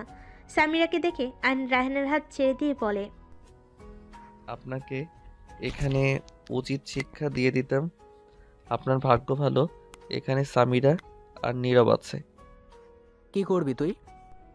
কথাটা বলে আয়নের মুখে ঘুষি মালে সবাই ভয়ে বলতে লাগলো, রায়হান এইটা কিন্তু বাড়াবাড়ি হয়ে যাচ্ছে। তুই নতুন জামের মুখে ঘুষি মারলি কেন? রায়হান ওই লোকটার দিকে রাগী লুক নিয়ে তাকিয়ে বলল, কেন, ওই কি আপনার জামাই নাকি যে এত মায়া লাগছে? ছি, এইসব কি যাতা বলছেন? মুখের ভাষা এত জঘন্য কেন আপনার? দেখেন, আপনার মাত্রার ভিতরে থাকেন, না হইলে কিন্তু আপনার কপালে দুঃখ আছে। কি করবি তুই কর। আয়নকে ধাক্কাতে লাগলো। সামিরা রেগে রায়হানকে ধাক্কা দিয়ে বলল, খবরদার আপনি আমার আব্বুর গায়ে হাত দিবেন না। আপনি একজন জঘন্য মানুষ। আপনার লজ্জা শরম নাই? সবসময় খালি ঝামেলা করেন, নেশাখোর কোথাকার। আপনার ধারণাও নেই আমার আব্বু আপনাকে মারলে আপনার কি হতে পারে। আপনি এমন জঘন্য মানুষ, যেখানে দেখছেন নীরব ভয় কান্না করছে, আর আপনার সেদিকে কোনো খবরই নেই। উল্টা নীরবকে ধাক্কা দিচ্ছেন। এত জঘন্য আপনি। সামিরার মুখে আব্বু ডাক শুনে আয়ন অবাক হয়ে গেল। রায়ন রেগে চিল্লায়ে বলল, আমি তোর আব্বু হই না? দেখ স্বামীরা, এখান থেকে সর। তোর মা তো একটা বেশ্যা, আর তুই সেই মাকে সাপোর্ট করস? রায়নের কথা শুনে আয়নের আর সহ্য হলো না। আয়ন রেগে নীরবকে বলল, নীরব, আমার রুমে যাও। আমার ফোনটায় গেম চালু আছে কিনা দেখো তো। নীরব চলে গেলে আয়ন রেগে রায়হানের সামনে এসে রায়হানের কলা ধরে একের পর এক ঘুষি দিতে দিতে বলতে লাগলো, আপনার সাহস কি করে হয় আমার স্ত্রীকে বাজে কথা বলার? আমি আপনার মুখ ভেঙে ফেলবো। রায়হান আয়নের সাথে পেরে ওঠে না। আয়ন একের পর এক ঘুষাতে লাগলো। নদী রায়হানের স্ত্রী আয়নকে ঠেকানোর চেষ্টা করতে লাগলো। রায়হানের মুখ দিয়ে রক্ত ঝরতে লাগলো। স্বামীরা কান্না করতে করতে চলে গেল। কিছুজন বলতে লাগলো, ঠিক হয়েছে, এই হলো স্বামী, নিজের স্ত্রীর নামে খারাপ কথা বলবে, তাকে ছেড়ে দেওয়া একদম ঠিক না। নদী লোকটার কথা শুনে থমকে গেল। আয়নের দিকে তাকিয়ে দেখতে লাগলো। রায়নের স্ত্রী আয়নের পা ধরে বলে, আমি আপনার পায়ে ধরছি, আমার স্বামীকে ছেড়ে দিন। আয়ন রেগে ধাক্কা দিয়ে নিচে ফেলে বলে, দেখেন, এইটাই স্ত্রী। আপনি ওনাকে কি পরিমাণ মারলেন, আর উনি সেই আপনার কষ্ট সহ্য করতে না পেরে আমার পায়ে ধরছে। লজ্জা পাওয়া দরকার আপনার। আয়ন আরেকটা মারতে যাবে, রায়নের স্ত্রী থামিয়ে হাত জোর করলো। আয়ন না মেরে বলল, আপনাকে যদি আমার স্ত্রীর আশেপাশে দেখি একদম খুন করে ফেলবো, ফালতু কোথাকার। আয়ন কথাগুলো বলে ওইখান থেকে চলে গেল। সবাই রায়হানকে দেখে হাসতে হাসতে বলে, নদী, তোকে নিয়ে হাসাহাসি করছি, ক্ষমা করে দিস মা। তুই একজন যোগ্য ছেলেকে বিয়ে করছস। সবাই আয়নের অনেক প্রশংসা করতে লাগলো।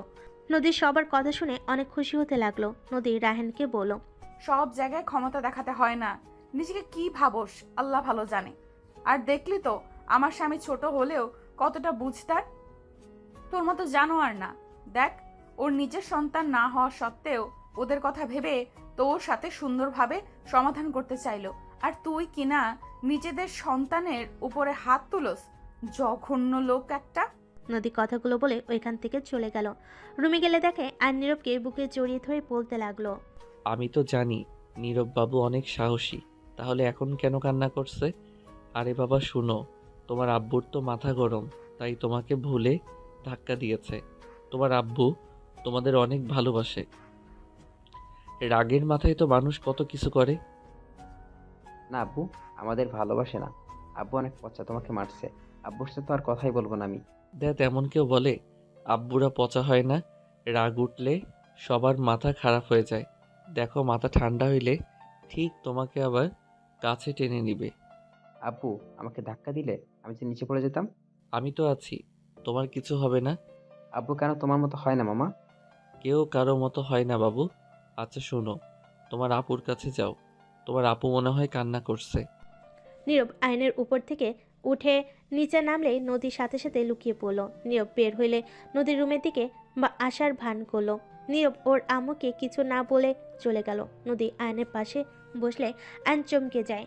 আয়ন সরে যেতে চাইলে নদী আয়নকে বলল, বসো। কুত্তার বাচ্চা কত জোরে ঘুষি দিয়েছে, ঠোঁট কেটে রক্ত পড়ছে। নদী ওর শাড়ির আঁচল দিয়ে ঠোঁটের রক্ত মুছতে লাগলো। আয়ন নদীর দিকে অবাক হয়ে তাকিয়ে বলল, কি করছেন? আমার জন্য দামি শাড়িটা নষ্ট করছে কেন? মানুষের থেকে শাড়ি কখনোই দামি হয় না। চুপচাপ বসে থাকো। ওয়েট, আমি ব্যাগে স্টিকার ব্যান্ডেজ আছে। আপনি কি এসব নিয়ে ঘোরেন নাকি? নীরবের জন্য রাখতে হয়। নদী ব্যাগ থেকে স্টিকার ব্যান্ডেজ বের করে আয়নের ঠোঁটে লাগিয়ে দিতে লাগলো। আয়নের নাকে গরম নিঃশ্বাস হাতে এসে পড়ে নদীর ভিতরে অন্যরকম অনুভূতি হলো। আয়ন নদীর দিকে তাকিয়ে আছে, চোখে চোখ পড়লে আয়ন চোখ সরিয়ে নিল। হঠাৎ করে দরজা নক হলে দুজন একে অপরের থেকে দূরে সরে বসলো।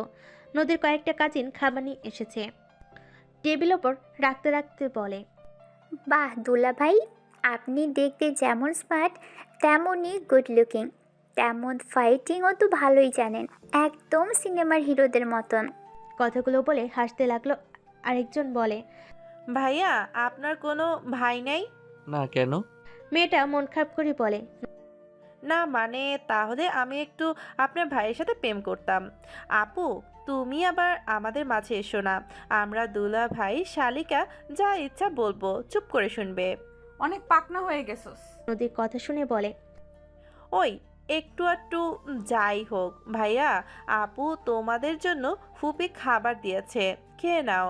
আর সামিরা, নীরব ওরা নিচে খেতে বসেছে, আর দুলা ভাই খাবার খেয়ে ছাদে আসেন, সবাই মিলে ওইখানে আড্ডা দিচ্ছে। আচ্ছা। মেয়েগুলো চলে গেল। নদী ওয়াশরুম গিয়ে হাত ধুয়ে এসে আয়নের খাবার দিল। আয়ন হালকা খাবার খেয়ে নিল। নদী আয়নের প্লেটে খাবার খেতে লাগলে আয়ন বলে, ম্যাম কি করছেন? আমার এটো কেন খাচ্ছেন? খাবার নষ্ট হবে, তাই এখান থেকে খাওয়া ভালো। তুমি ছাদে যাও, তোমার ভালো লাগবে। নীরব আসুক।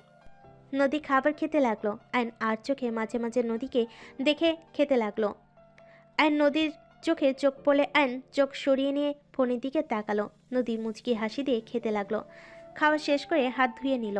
নীরব এসে আয়নকে বলে, মামা তোমার খাওয়া হয় নাই? হয়ে গেছে। খালামণিকে তোমাকে যেতে বলছে, চলো। আয়ন নীরবের সাথে যেতে লাগলো। ছাদে গেলে দেখে তুলি, সামিরা সবাই বসে আছে। আয়নকে দেখে কয়েকটা মেয়ে আয়নকে ধরে বসিয়ে দিল। নীরব আয়নের কোলে বসলো। সবে বালিশ গেম খেলতে লাগলো। নীরব আয়নের কোলে বসে থেকে খেলতে লাগলো। সবে মজা করে খেলতে লাগলো। লাস্টের দিকে সামিরা আর আয়ন খেলায় বাকি থাকে। দুজনের ভিতরে খেলা চলতে থাকে। আয়ন ইচ্ছা করে সামিরাকে জিতিয়ে দিলে সামিরা অনেক খুশি হয়ে নাচতে লাগলো। সামিরা খুশি দেখে আয়নের ভালো লাগলো। নীরব আয়নের উপর রাগ করে বলে, আব্বু তুমি এমন কেন করলে? আপুকে হারানো যেত। আরে অন্য গেমে আমরা ঠিক জিতবো। সবাই মিলে গেম খেলতে শুরু করে দিল। অনেক মজা করে খেলতে লাগলো। বড়রা এসে ওদের খেলা এনজয় করতে লাগলো। নদী একপাশে বসে ওদের খেলা দেখতে লাগলো। তুলি আয়নের মাঝে স্কিল দিয়ে মুখ দিয়ে মারার প্রতিযোগিতা চলছে। টিয়া চিটিং করতে গেলে নীরব কিছু বলে সবাই মুখ চেপে ধরে। সবাই হাসতে লাগলো। আয়ন বুঝতে পেরে যে ওকে মারতে যাবে সাথে সাথে ধরে ফেলে। চোখ খুলে টান দিয়ে মেয়েটা সোজা তুলির ওপর থেকে আয়নের উপর এসে পড়ে আয়ন বলতে লাগলো, চিটিংবাজ। দুজন একে অপরের সাথে ঝগড়া করতে লাগলো। সবাই হাসতে থাকলো। নদীর বিষয়টা ভালো লাগলো না। নদী উঠে এসে মেয়েটাকে আয়নের উপর থেকে তুলে দিল। নদী হেসে বলে, মুখে ঝগড়া কর, উপরে উঠে করার কি দরকার? নদীর কথা শুনে ওর কাজিনরা সবাই বলতে লাগলো, জেলাসি, কেউ কি পোড়া পোড়া গন্ধ পাচ্ছ? নদী রাগী লুক নিয়ে তাকাতে সবাই হাসতে লাগলো। রায়নের স্ত্রী ওদের পাশে বসে বলে, ঠিক আছে, জামাই নিয়ে জেলাসি করবেন না তো কি করবে? নীলা কিছুটা লজ্জা পেয়ে গেল। অ্যান্ড সবাইকে বলল, থাকেন, অনেক খেলা করছি। নীরব চলো একটু হাঁটাহাঁটি করে আসি। অ্যান্ড কথাটা বলে নীরবের হাত ধরে নেমে গেল। অ্যান্ড বাসা থেকে বের হয়ে দুজন হাঁটাহাঁটি করে একটা দোকানে গিয়ে বসে পড়লো। অ্যান্ড চা খেতে লাগলো। নীরবকে চিপ চকলেট কিনে দিল। অ্যানের চা খাওয়া হয়ে গেলে অ্যান বিল দিয়ে নীরবকে নিয়ে হাঁটতে লাগলো। অ্যানের খাওয়া শেষ হলে দুজন বাসায় চলে গেল। অ্যানের সাথে আরও কিছু আত্মীয়দের পরিচয় করিয়ে দিতে লাগলো। সবার সাথে কথা বলতে বলতে অনেক রাত বেজে গেল। অ্যান সবার সাথে অনেকটা মিশে গেছে। সবাই মিলে একসাথে খাবার খেতে বসলো। সবার সাথে আনন্দ করে খাবার খেয়ে আর নীরব রুমে চলে গেল। নীরব গেলে দেখে সবাই বসে থেকে আড্ডা দিচ্ছে। আয়নকে দেখে সবাই চলে গেল। নদী দরজা লাগিয়ে দিল আর নীরবকে শুইয়ে দিয়ে নদীকে বলল, আমি কোথায় ঘুমাবো? এই রুমে তো সোফাও নাই। নীরবের পাশে ঘুমাও। আপনাদের সাথে এইটা কেমন দেখায়? সমস্যা কি, ঘুমাও। আয়ন আর কিছু বলল না। আর নীরবের পাশে শুয়ে পড়লে নীরব আয়নকে জড়িয়ে ধরে ঘুমালো। সকালে আজানের শব্দ কানে আসলেই ঘুম ভেঙে গেল। নদী লাইট জ্বালিয়ে দেখে আর নীরব একে অপরকে জড়িয়ে ধরে বাচ্চাদের মতো করে ঘুমাচ্ছে। নদীর মুখে মুচকি হাসি রেখা ফুটে উঠল। লাইটের আলোতে আয়নের ঘুম ভেঙে গেল। তাকিয়ে দেখে নদী তাকিয়ে আছে। নদী আয়নকে দেখে সাথে সাথে চোখ সরিয়ে নিল। আয়ন বলে উঠল, কিছু হয়েছে কি? না, নামাজ পড়বে না। হ্যাঁ। নদী আয়ন দুজন উঠে ফ্রেশ হয়ে একসাথে অজু করে নিল।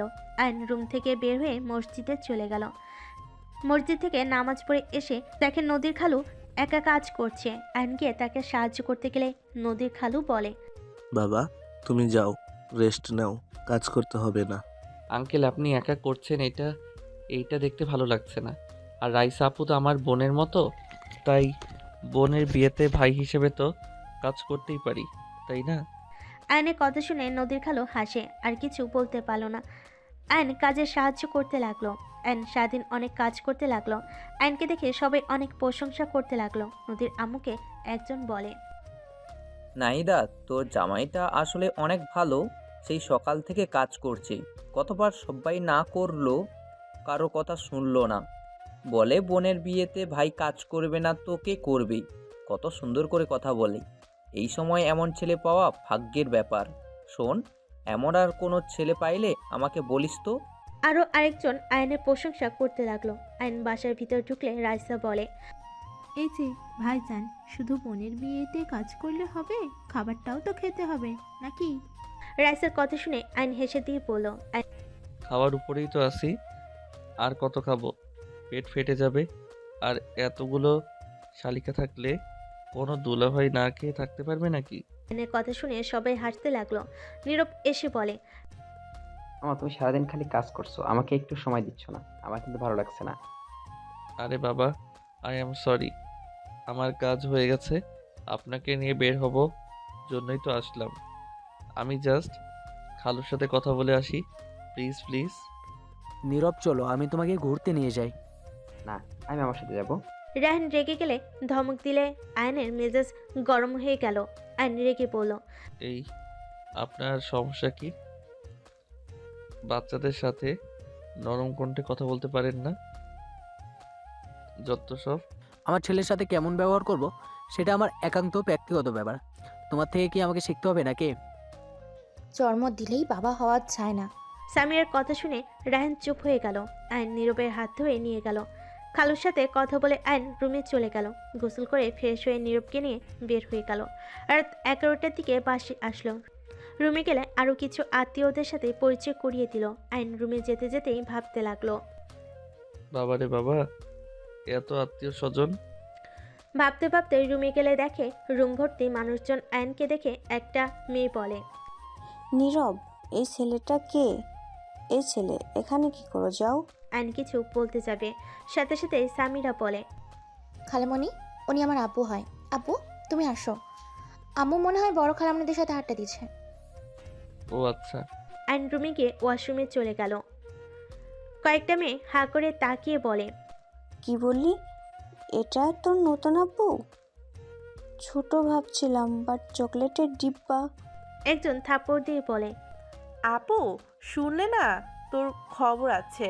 মেয়েটা বলে, আপুর চয়েস অনেক ভালো। এই সামিরা, তোর আব্বুকে বলিস তো আরেকটা বিয়ে করবে নাকি? মেয়েটার কথা শুনে সবাই হা করে তাকালে সামিরা বলে, খালামণি, লুচ্চামি বাদ দাও। আমার আব্বু এরকম না। আমার আব্বুর সাথে ভাব নিতে চাইও না। আপু বলে ডাকা শুরু করবে। রূপা খালামণি আব্বুকে প্রপোজ করেছিল। আব্বু সেই যে আপু বলা শুরু করেছে। কথাটা বলে সবাই হাসতে লাগলো।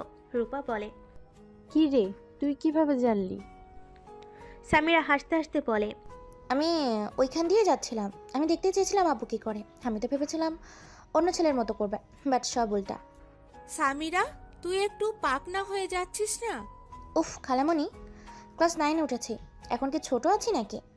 আয়ন ওয়াশরুম থেকে বের হয়ে সামিরার কথা শুনে আয়ান বলল, সামিরা, তুমি বড়দের মাঝে কি করো? তোমার কাজিনদের সাথে ঘুরতে পারো না? আচ্ছা যাচ্ছি। সামিরা চলে গেল। আয়ন রুম থেকে বের হতে গেলে একটা মেয়ে আয়নের হাত ধরে আয়ন হাত ছাড়িয়ে নিয়ে বলে, আপু কিছু বলবেন? মেয়েটাও বলে, আমাদের সাথে আড্ডা দাও। কোথায় যাচ্ছ? আপনারা দেন, পরে কথা হবে। আয়ন কথাটা বলে রুম থেকে বের হয়ে গেল। বাকি মেয়েরা সবাই হাসতে লাগলো। মেয়েটা মুখ ভেঙচি দিয়ে বলে, ফালতু কথা বলিস না, ও বড় আপুর জামাই, ভুলে যাস না। এই দুলা ভাই, শালাকে তো পটিয়ে ছাড়বো। মেয়েটা বলে, আরে আমি মজা করছি। এদিকে আয়ন সাদে চলে গেল। সাদে গেলে দেখে নদী সবাই বসে থেকে কথা বলছে। আয়নকে দেখে একজন ডাক দিল। আয়ন এগিয়ে গিয়ে সালাম দিল। নদী বসতে বলে বসলো। নদী সবার সাথে পরিচয় করিয়ে দিল। রায়হানের স্ত্রী এসে আয়নকে বলল, আয়ন, তোমাকে খালু ডাকছে। আয়ন নিচে চলে গেল। খালু রুমে গিয়ে কথা বলতে লাগলো। নদীর কাজিনদের সাথে মিলে সব কাজ বুঝিয়ে নিল। সবে আয়নের সাথে পরিচয় হয়ে নিল। আয়ন সবার সাথে চলে গেল। রাত 12টার দিকে আয়ন রুমে গেলে দেখে খাটের উপর দিয়ে নিচ দিয়ে শুয়ে পড়েছে সবাই। নদী আয়নকে বলল, আয়ান এখানে শুয়ে পড়ো। কি বলছেন? আপু শুয়ে পড়ো, পরে এই জায়গার পাবে না কিন্তু। ছাদে গিয়ে ঠান্ডায় শুয়ে থাকতে হবে, সেই জায়গাও পাবে কিনা সন্দেহ। কি ভাবছো? আসো। নীরব কোথায়? ওর কাজিন নানিদের সাথে শুয়ে পড়ছে অন্য রুমে। ও আচ্ছা। আয়নের কিছুটা শরম লাগতে লাগলো। নদী কিছু কাজিনরা বলে, আরে দোলা ভাই এত লজ্জা কেন, শুয়ে পড়েন, বিয়ে বাড়িতে এমনই তো মজা। আইন উপায় না পেয়ে নদীর পাশে শুয়ে পড়ল। আরেকটা ছেলে এসে বলল, এখানে তো একটু জায়গা আছে, আমি দুলাভাইয়ের পাশে শুয়ে পড়লাম। ছেলেটা আয়ানের পাশে শুয়ে পড়লে আয়ানের নদীর সাথে টাচ করলে আয়ান কিছুটা ভয় পেতে লাগলো। আয়ান একটু দূরে থাকার চেষ্টা করতে লাগলো। নদী আয়ানের ব্যাপারটা বুঝতে পেরে বলল, স্বাভাবিকভাবে সও। পাশের ছেলেটা বলে, এই দুলাভাই এমন করেন কেন? এমন করছেন মনে হয়। আপু আপনার বউ না, অন্য পর নারী বাসর করেন নাই নাকি যে এমন ভাব করছেন? ছেলেটার কথা শুনে আয়নের মেজাজ গরম হয়ে গেল। কি যাতা বলছেন? এখানে ভাগ্নি মেয়েরা আছে, চোখ দিয়ে দেখে কথা বলেন। আয়নের কথা শুনে ছেলেটার কিছুটা লজ্জা পেয়ে গেল। সামিরা নদীকে জড়িয়ে ধরে ঘুমালো। নদী সামিরার মাথায় হাত বুলিয়ে দিতে লাগলো। আয়ন ছেলেটার দিকে ঘুরে শুয়ে থাকলো। সামিরা ঘুমিয়ে গেলে নদী আয়নের দিকে ঘুরে নিজের দিক করে শুয়ে দিল। আয়ন অবাক হয়ে গেল। নদী আয়নের হাতটা পেটের উপর রাখলো। আয়ন কেঁপে উঠল। কাঁথার নিচে এমন কাণ্ড দেখে আয়ন ঢোক গিলতে লাগলো। আয়নের দম যেন বের হয়ে যাওয়ার মতো অবস্থা। নদী আয়নের কানে ফিসফিস করে বলল, স্বাভাবিকভাবে ঘুমাও। আমি তোমার স্ত্রী, অন্য কেউ না যে এইভাবে দূরে দূরে থাকার চেষ্টা করবে। নদীর কথা শুনে আয়ন কিছুটা সাহস পেল। আয়ন আস্তে আস্তে বলল, আপনি রাগ করবেন না? রাগ কেন করব? পাশের ছেলেটা বলে, দেখ ফিসফিস করে করো না তো, ঘুমাতে দাও। আর দুলাভাই যান, বউকে জড়িয়ে ধরে ঘুমান, তাও ফিসফিস করেন না। আয়নকে ধাক্কা দিলে আয়ন সোজা নদীর উপর গিয়ে পড়ে। নদীর কাছাকাছি আসতেই দুজনের নিঃশ্বাস ভারী হতে লাগলো। সামিয়া নড়ে উঠল। আয়ন ঠিক হয়ে শুয়ে পড়ল। নদী আয়নের বুকে মাথা রেখে চোখ বন্ধ করে ফেলল। আয়ন যেন বরফের মতো জমে যেতে লাগলো। আয়ন অনেক কষ্টে ঘুমিয়ে গেল। সকালে ঘুম ভাঙলে আয়ন নদী একে অপরকে জড়িয়ে ধরে ঘুমিয়ে আছে। সবার হাসির শব্দ শুনে সামনের দিকে তাকালে দেখে সবাই উঠে পড়েছে, সাজগোজ করছে। সামিরাকে দেখে আয়ন বেশ লজ্জা পেয়ে গেল। তাড়াতাড়ি করে নদীকে সরিয়ে দিয়ে উঠে পড়ল। আয়নকে এভাবে উঠতে দেখে সবাই হা হয়ে গেল। নদীর ঘুম ভেঙে গেল। আয়ন তাড়াতাড়ি ওয়াশরুমে গিয়ে ফ্রেশ হয়ে রুম থেকে বের হয়ে গেল। নদী তাড়াতাড়ি করে ওয়াশরুমে চলে গেল। আয়ন নিচে গিয়ে সবার সাথে বসে কথা বলতে লাগলো। নির্বেশে আয়নে করে বসে পড়ল। সবার সাথে আড্ডা দিয়ে গায়ে হলুদ দেওয়ার জন্য সবার সাথে পাঞ্জাবি পায়জামা পরে রেডি হয়ে নিল। গায়ে হলুদের অনুষ্ঠান করা শেষ করে রাতে আয়ান নীরবের সাথে সবাই বসে আড্ডা দিতে লাগলো। এদিকে নদী একা রুমে বসে থেকে অফিসের কাজের ব্যাপারে কথা বলছিল। হঠাৎ করে তুলি ভিতরে আসলো। নদীর কথা শেষ হলে তুলিকে বলল, কিরে কিছু বলবি? আপু সত্যি করে বলবে, আয়ান আর তুমি কি একসাথে ঘুমাও না? হঠাৎ এই প্রশ্ন কেন? না মানে আমার কেন জানি গতকাল রাতে দেখে মনে হচ্ছে তুমি আয়ান একসাথে ঘুমাও না। আয়ান গতকাল রাতে অকওয়ার্ড ফিল করছিল। আপু তোমরা কি বাসর করো নাই? আমি তোর বড় বোন, কি সব কথা বলস? আমি জানি, বাট আপু তুমি কি আয়ানকে নিজের থেকে সরিয়ে রাখো নাকি? দেখো আপু, আয়ান অনেক ভালো ছেলে। স্বামীরা নীরবকে নিজের সন্তানের মতো করে ভালোবাসে। ওইটুকু ছেলে সবকিছু কত সুন্দর করে মানিয়ে নিয়েছে, অথচ তোমাকে টাচ করার সাহস পায় না। রাতে স্পষ্ট আমি দেখেছি ওর চোখে মুখে ভয়ের ছাপ ছিল। দেখো আপু, আমি রাগের মাথায় সেই দিন তোমাকে অনেক কিছু বলেছি। আমি সেই তোমাকে বলছি, সময় থাকতে আয়ানকে নিজের করে নাও। ও ছেলে মানুষ, নিজেকে অনেকটাই কন্ট্রোল করে। সব সময় কিন্তু কন্ট্রোল থাকবে না। আশা করি আমার কথা বুঝতে পারছো। তুলি কথাগুলো বলে রুম থেকে বের হয়ে গেল। তুলির কথাগুলো কানে বাজতে লাগলো। নদী আয়নকে নিয়ে ভাবতে লাগলো। হঠাৎ করে আয়ন রুমে এসে দেখে নদী কিছু নিয়ে ভাবছে। আয়ন ফোনে চার্জ দিতে দিতে বলে, কিছু হয়েছে নাকি? সবাই উপরে আর আপনি এখানে একা কি করেন? আয়নের কথা শুনে ঘোর ভাঙলে। নদী খাট থেকে উঠে আয়নের কাছে গিয়ে আয়নের মাথার পিছনে ধরে ঠোঁট জোড়া এক করে ফেলো। আয়নের ঠোঁট চকলেটের মতো খেতে শুরু করলো। আয়ন হা হয়ে গেল। আয়ন বুঝতে পারছে না কি করবে। আয়ন নদীকে সরিয়ে দিয়ে বলল, কি করছেন দেখেন, আমি ছেলে মানুষ। আপনি যদি এমন করেন আমি নিজেকে কন্ট্রোল করতে পারবো না, পরে আপনি নিজেই রেগে যাবেন। তোমাকে কন্ট্রোল করে রাখতে কে বলছে? আপনি তো আমাকে ভালোবাসেন না, আপনি তো আপনার এক্স হাজবেন্ডকে ভালোবাসেন। আমি কাউকে ভালোবাসি না, এই তো তোমার ভুল ধারণা। আমি ভেবেছিলাম তুমি আমার বয়সে ছোট, তাই আমি তোমাকে দূরে দূরে রাখছি। আর আমরা যখন স্বামী স্ত্রী, সেখানে আমার মনে হয় না তোমাকে দূরে রাখা ঠিক হচ্ছে। আয়ান, তুমি কি আমাকে পছন্দ করো নাকি না? যদি না করো তাহলে আমাকে বলে দিতে পারো। আমি চাই না তুমি আমাকে দয়া করো। আমি আপনাকে দয়া করছি না। প্রথমে আমার টাকার দরকার ছিল আর আপনাকে প্রোটেকশন দেওয়ার দরকার ছিল, তাই আমি আপনাকে বিয়ে করেছি। কারণ আমি দেখেছি ডিভোর্সি মেয়েদের জীবনটা কত কষ্টের হয়, যে কারণে আমি আপনার আশেপাশে থাকার চেষ্টা করছি। বাট এখন আমার মনে হয় আমি হয়তো আপনাকে ভালোবেসে ফেলেছি।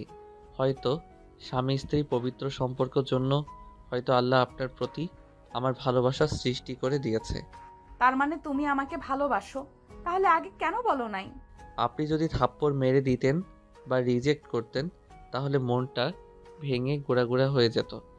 আয়নের কথা বলার স্টাইল দেখে নদী ফিক করে হেসে দিল। আইন মুগ্ধ নয়নে তাকিয়ে বলল, আপনার হাসিটা অনেক সুন্দর, মন চায় সব সময় দেখতে। তাই না ফাজিল একটা? দেখি আমাকে জড়িয়ে ধরতে পারো কিনা।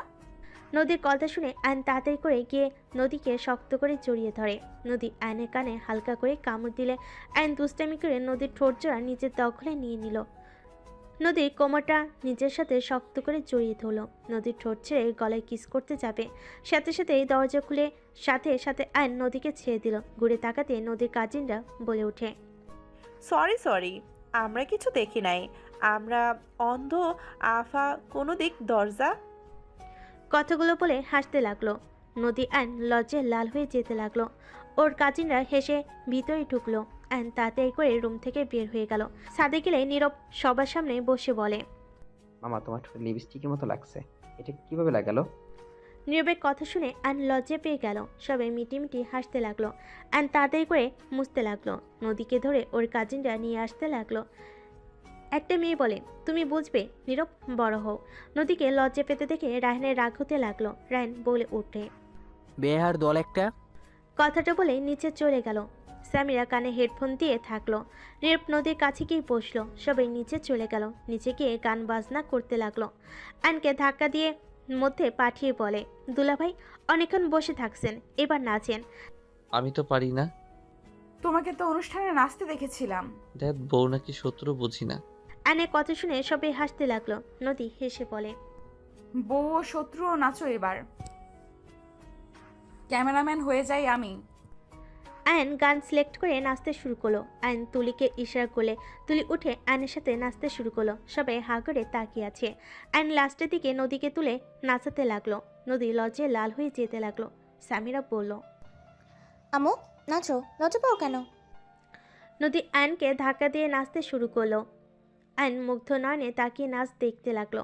নদীর কোমর থেকে শাড়ি খুলে যাবে, সাথে সাথে আয়ন নদীকে কোলে তুলে নিল। এই পাগল কি করছো, নামাও। আয়ন কিছু না বলে ওইখান থেকে সরে সামিরার কাছে গিয়ে নামিয়ে দিয়ে বলল, সামিরা, তোমার আম্মু শাড়িটা ঠিক করে দিয়ে আসো। সামিরা নদীর কোমরের শাড়ি ধরে নিয়ে গেল। অ্যান্ড সবার সাথে নাচ করতে লাগলো। সবাই অনেক আনন্দ করে। অনেক রাতে সবাই ঘুমাতে চলে গেল। আইন নদীর কাজিনদের সাথে সাথে আড্ডা দিতে লাগলো। নদী বারবার কল দিলে আইন রিসিভ করলে। কি ব্যাপার, রুমে আসছো না কেন? আজকে ছাদে ঘুমাবো, ভাইয়ারা সব এখানে থাকতে বলছে। আচ্ছা, সমস্যা হলে চলে এসো। আচ্ছা। অ্যান্ড কল কেটে দিল। অ্যান্ড সবার সাথে আড্ডা দিতে লাগলো। সবাই আড্ডা দেওয়ার শেষে ঘুমিয়ে পড়লো। সকালে আয়নের ঘুম ভাঙলো নীরবে ডাকে। আয়ন উঠে হাই তুলে নীরবকে কোলে বসিয়ে পড়ল। কি বাবু, এত সকালে উঠে পড়েছো? আম্মু নামাজ পড়তে যেতে বললো। আয়ন নীরবকে নিয়ে নিচে চলে গেল। রুমে গিয়ে দেখে সব মেয়ে উঠে পড়েছে। আয়ন ওয়াশরুমে গিয়ে ফ্রেশ হয়ে অজু করে নিল।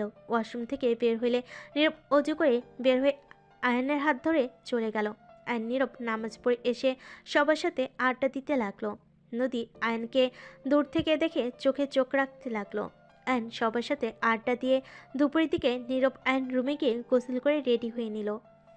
রেডি হয়ে দুজন হাত ধরে নিচে নামতে লাগলো। সবাই আয়ন আর নীরবকে বলতে লাগলো, মাশাল্লাহ, বাপ ছেলেকে অনেক সুন্দর লাগছে। নীরব কথাটা শুনে বলে, আরে নানু, উনি আমার মামা হয়, আব্বু না তো। নীরবের কথা শুনে রাহেন মিটি হাসতে লাগলো। আয়ন কিছু বলল না। সামিরা বলে উঠল, আজ থেকে ওনাকে মামা বলবি না। আমি যেমন আব্বু বলি তেমনই আব্বু বলবি। কি আজব বিষয়, একবার আব্বু বলছি তো রেগে গেলে, এখন আমার নিজেই বলতে বলছো। আর আবার আব্বু তো আছে। তোমার যেটা ভালো লাগে ওইটাই বলো। রায়ন নীরবের কথা শুনে মনে মনে অনেক খুশি হলো। আয়ন ওইসবকে পাত্তা না দিয়ে চলে গেল। সেদিন সবার সাথে আনন্দ করে বিয়ে পড়ানোর সময় সবাই অনেক এনজয় করতে লাগলো। নদী এসে আয়নের পাশে দাঁড়ালো। আয়নের হাতে হাত রাখলে আয়ন বারবার সরিয়ে দিতে লাগলো। নদী বারবার হাত ধরে আয়ন রেগে যে কিছু বলতে যাবে, দেখে একটা অন্য কেউ না, নদী। আয়ন মিষ্টি করে হাসি দিয়ে হাত শক্ত করে ধরলে নদী বলল, এতক্ষণ না সরিয়ে দিলে এখন আবার ধরলে কেন? ছাড়ো। আমি কি জানতাম নাকি এটা অন্য কেউ না, আমার বউ? এইভাবে কতজনের হাত ধরছে? সত্যি বলা যাবে না, ওইসব রাখো, বিয়ে পড়ানো দেখো। অ্যান ওইদিকে মনোযোগ দিতে লাগলো। বিয়ে পড়ানো শেষ হয়ে গেলে বিদায় পালা চলে আসলো। বর বউদের বিদায় দিয়ে আয়নরা সবার থেকে বিদায় নিতে লাগলো। রায়নের সামনে গিয়ে আয়ন বলল, ভাইয়া, আই এম সরি, আপনার গায়ে হাত তুলেছি ছোট হয়ে, আমাকে ক্ষমা করে দিয়েন। আর ভাবি আপনাকে অনেক ভালোবাসে, ভাবিকে বোঝার চেষ্টা করেন, জীবনে অনেক সুখী হতে পারবেন। নিজেকে সবসময় বড় ভাবেন না, মাঝে মাঝে অন্যের খুশির জন্য ছোট হওয়ার মাঝে সুখ আছে, একবার নিজেকে পরিবর্তন করে দেখতে পারেন। যাই হোক, ভালো থাকবেন, আল্লাহ হাফেজ। অ্যান কথাটা বলে চলে গেল। অ্যান সবার থেকে বিদায় নিয়ে গাড়িতে উঠে পড়ল। রায়ন নীরব সামিরের কাছে আসলে ওরা যেতে না চাইলে আয়ন বলল, সামিরা, নীরব আব্বুর কাছে যাও, দেখো উনি তোমাদের জন্মদাতা পিতা, উনি যেমন হোক উনি তোমার বাবা, এটাই সত্যি। বাবা মাকে সম্মান করাই হলো সন্তানদের কর্তব্য, যাও। আয়নের কথা শুনে সামিরা নীরব একবার আয়নের দিকে তাকিয়ে রায়হানের কাছে গেল। রায়ন ওদের জড়িয়ে ধরে আদর করতে লাগলো। রায়ন আয়নের কাছে এসে ওদের দুই হাত আয়নের হাতে দিয়ে বলল, তুমি আমার ছোট হয়ে আমাকে অনেক কিছু শিখিয়ে দিয়েছো। তুমি সত্যি বলছো, জন্ম দিলে বাবা হওয়া যায় না। আয়ান আমার দুই সন্তানকে আমি ঠিকভাবে ভালোবাসতে পারি নাই, তোমার হাতে ওদের তুলে দিলাম। ওদের কখনোই কষ্ট দিও না, আমি তো ভালো রাখতে পারলাম না, তুমি ভালো রেখো। আর নদী, আমাকে ক্ষমা করে দিও। রায়হানের এমন পরিবর্তন দেখে সবাই হাঁ হয়ে তাকিয়ে থাকলো। আয়ন ওদের হাত নিয়ে বলে, চিন্তা করবেন না, আর আমি একা কেন ওদের দেখব, আপনিও তো আছেন, আপনি ওদের আসল বাবা। আপনার ভালোবাসা আর আমার ভালোবাসার ভিতরে অনেক পার্থক্য আছে। আমি যত ভালোবাসি না কেন, ওদের মনে আপনার জন্য অপূর্ণতা থেকে যাবে। আর হ্যাঁ, ভাবিকে ভালো রাখেন, দয়া করে আর এই রকম মাইর দিবেন না। নীরব, সামিরা, গাড়িতে ওঠো। আয়নের কথা শুনে রায়ন ওর স্ত্রীকে এক হাত দিয়ে জড়িয়ে নিয়ে বলল, কখনোই দিব না, নিজেকে পরিবর্তন করার চেষ্টা করব। আমাদের দেরি হয়ে যাচ্ছে। নদীর কথা মতো গাড়ি ছেড়ে দিল। নীরব সামিরা ওর আব্বুকে টাটা দিল। নীরব আয়নকে জড়িয়ে ধরে বলল, মামা। বলো। তুমি অনেক ভালো মামা। মানুষের মধ্যে ভালো খারাপ মিলে থাকে বাবু, আমি যে একেবারে ভালো তাও না, আবার একেবারে খারাপ তাও না, তাই এত আমাকে ভালো বলতে হবে না। আমি অত কিছু জানি না, ভালো মানে ভালো। ওকে বাবা, মেনে নিলাম, আমি ভালো, এবার তো খুশি। দুজন হেসে দিল। গাড়ি বাস কাউন্টারে থামিয়ে দিল। আয়নরা সব বাসে উঠে পড়ল। নীরব ওর নানুর কাছে গিয়ে বসে। সামিরা তুলের কাছে আয়ন নদী একসাথে বসলো। 1 ঘন্টা পর নদীর ঘুম আসলে আয়ন নদীকে এক হাত দিয়ে জড়িয়ে নিল। সারা রাত আয়ন জেগে থাকলো। সকাল 10টার দিকে বাস থেকে নামলো। ড্রাইভার গাড়ি নিয়ে আসলে সবাই বাসে চলে গেল। আয়ন সিএনজি দিয়ে ওর আম্মুর কবর দেখতে চলে গেল। আয়ন ওর আম্মুর কবর জিয়ারত করে ওইখান থেকে বের হয়ে চলে গেল। আয়ন বাসে গিয়ে ফ্রেশ হয়ে ঘুমিয়ে গেল। দুপুরে নদী অফিস থেকে এসে দেখে আয়ন ঘুমোচ্ছে। নদী ড্রেস চেঞ্জ করে আয়নের বুকে মাথা দিয়ে ঘুমিয়ে গেল। বিকেলে ঘুম ভাঙলে আয়ন নদীকে বুকে উপরে দেখে মুচকি হাসি দিল। নদীর কপালে ভালোবাসার স্পর্শ এঁকে দিল। সাথে সাথে নদী আয়নের টোটে কিস দিয়ে তাড়াতাড়ি করে বুকে মুখ লুকালো। নদীর কাণ্ড দেখে আয়ন খিলখিল করে হাসতে শুরু করলো। নদীকে নিচে ফেলে দুহাত খাটের সাথে চেপে ধরে পড়ল। আপনি তো ঘুমাইছেন, ঘুমান, আমি তাহলে আপনাকে আদর করি। ঘুমন্ত মানুষটা টের পাবে না। নদী মিটিমিটি হেসে মাথা নেড়ে হ্যাঁ সূচক দিল। আয়ন হাসতে লাগলো। আয়ন নদীর হাত ছেড়ে দিয়ে পেটের উপর থেকে শাড়ি সরিয়ে পেটে হালকা করে কামড় দিল। নদী আয়নের মাথা পেটের সাথে খামচি দিয়ে ধরল। নদী আয়নের হাত ধরে বলল। কি হলো?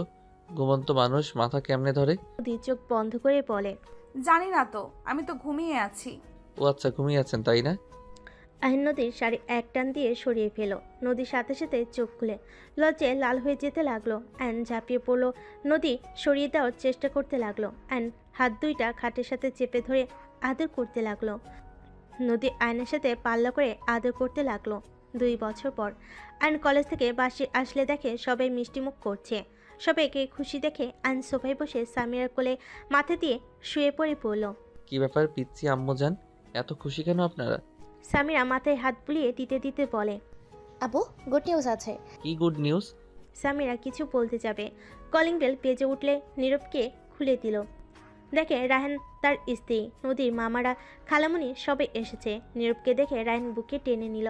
রায়হান ভিতরে এসে সামিরার কোলে মাথা দিয়ে আয়নকে শুয়ে থাকতে দেখে কিছুটা খারাপ লাগলো, বাট সেটা প্রকাশ করলো না। সামিরা সবাইকে দেখে বলে, ছোট আম্মু, নানু, খালামণি সবাই তোমরা কেমন আছো? আয়ন সামিরার কথা শুনে সাথে সাথে সোফা থেকে উঠে ব্যাগ কাঁধে তুলে নিয়ে পড়ল। আসসালামু আলাইকুম, সবাই কেমন আছেন? আয়নের সালামের উত্তর নিয়ে সবাই কুশল বিনিময় করলো। আয়ন সবাইকে বসতে দিয়ে নদীর আম্মুকে ডাকতে লাগলো। আম্মু কই আপনি? দেখেন কারা এসেছে। আয়নের কণ্ঠ শুনে নদী তুলি নদীর আম্মু ওপর থেকে 3 জন নেমে এসে সবাইকে দেখে জড়িয়ে ধরতে লাগলো। নদীর আম্মু বলে, তোমরা শেষমেশ আসলে? কবে থেকে বলছি সবাই ঘুরে যাও। একজন বলে উঠল, ছুটি পায় না, এবার সবাই একসাথে প্ল্যান করে চলে আসলাম। দুলাভাই কই? ও অফিসে গেছে। নদীর আম্মুর কথা শুনে নদীর খালামণি বলে, নদী অফিসে যাস নাই? না, ওকে নিয়ে হসপিটালে গেছিলাম, সেখান তাই আর যেতে দেয়নি। তবে অবাক হয়ে তাকলো। তুলি সবাইকে বলল, আরে খারাপ কোনো খবর নাই, খুশির খবর আছে। বউ ডাক্তার কি বলল? তোমার কি হয়েছে? পরে বলবো, যাও ফ্রেশ হয়ে নাও। আগে বলো কি হয়েছে, না হইলে যাব না। বলবো না, যাও তো। না বললে আম্মু বলবে। আম্মু, ওনার কি হয়েছে? সবাই আগ্রহ নিয়ে অপেক্ষা করতে লাগলো। নদীর আম্মু হেসে বলল, নদী প্রেগনেন্ট। আমরা তো ভয় পেয়ে গেছিলাম, অন্য কিছু হয় নাকি। এটা কোন রোগ? আয়নের কথা শুনে সবাই হা করে তাকালো আয়নের দিকে। আয়ন নিজে বুঝতে সাথে সাথে জিভে কামড় দিয়ে নদীর কাছে গিয়ে নদীকে কোলে তুলে নিয়ে ঘুরতে লাগলো। সবাই হাসতে শুরু করলো। নদী বলে, এই ফাজিল কি শুরু করছো? ছাড়ো আমাকে। ফাজিল, ছাড়বে নাকি শাস্তির ব্যবস্থা করব? ছাড়বো না, শাস্তি দিতে পারবে না। আমি তোমাকে ছেড়ে অন্য কোথাও যাবই না। আয়ান নামাও, বড়দের সামনে লজ্জা করে না নাকি? আয়ন সাথে সাথে নামিয়ে দিয়ে মাথায় হালকা চুল টেনে লজ্জায় দৌড়ে রুমে চলে গেল। নদীকে সবাই কংগ্রেস জানাতে লাগলো। রায়ন নদীকে কংগ্রেস জানালে নদী ধন্যবাদ দিল। সবাইকে রুমে যেতে বলল। নদী সামিরাকে বলল, সামিরা, তোর আব্বুর জন্য খাবার নিয়ে যা, আর বলবি কোচিং যেন যায়, না হইলে খবর আছে। আম্মু, আজকে আমি যাব না। 2 জন যাবে, না হইলে 2 জনের কপালে দুঃখ আছে। হ্যাঁ। নদীর আম্মু আয়নের খাবার দিলে সামিরা খাবার নিয়ে রুমে গেল। আয়ন গোসল করে রুমে আসলে সামিরকে মন খারাপ করতে দেখে আয়ন বলল, কি ব্যাপার আম্মু? বাবু হওয়াতে তুমি খুশি না? না হইলে তোমার আম্মুকে বলো বাবু নষ্ট করে দিতে। আয়নের কথা শুনে সামিরা রেগে গিয়ে বলে, উফ আপু, বেশি বুঝবে না তো। আমাদের নতুন ভাই বোন আসবে, আমরা খুশি কেন হব না? আর একবার এসব বললে না খবর আছে। তাহলে মন খারাপ কেন? আমাদের 2 জনকে কোচিং যেতে হবে, আজকে যেতে চাচ্ছি না। আমারও যেতে ইচ্ছে করছে না। একটা আইডিয়া আছে। কি? 2 জন যাব, পরে 30 মিনিট থেকে এসে বলবো ম্যাম অসুস্থ, তাই আমাদের ছুটি দিয়েছে। ওকে আবু, তুমি খেয়ে নাও, আমি রেডি হয়ে নিই। সামিরা চলে গেল। আয়ন খাবার খেয়ে রেডি হয়ে নিল। আর নিচে গেলে সবে বলে, কি ব্যাপার জামাই বাবা, কোথায় যাবে? কোচিং যাব। আয়নের কথা বলতে বলতে সামিরা এসে বলে, আবু চলো। দুজন সবার থেকে বিদায় নিয়ে বাইক নিয়ে বের হয়ে গেল। 30 মিনিট লেকের পাড়ে গিয়ে 2 জন ফুচকা, ঝালমুড়ি সব কিছু বসে থেকে খেতে লাগলো। খাওয়া শেষ করে বাসায় চলে গেল। নদী 2 জনকে দেখে বলল, কি ব্যাপার, এত তাড়াতাড়ি 2 জন কই থেকে আসলেন? আসলে বউ, ম্যাম অসুস্থ, তাই আমরা তার সেবা করে ফিরে আসলাম। বিশ্বাস না হইলে সামিরাকে জিজ্ঞেস করো। হ্যাঁ আম্মু। নদী রেগে বলল। বদমাইশ, দুইজন বাপ বেটি কি শুরু করছস? দুইজন চোর কোথাকার। দুইজনে হাত মানি দেওয়া বন্ধ।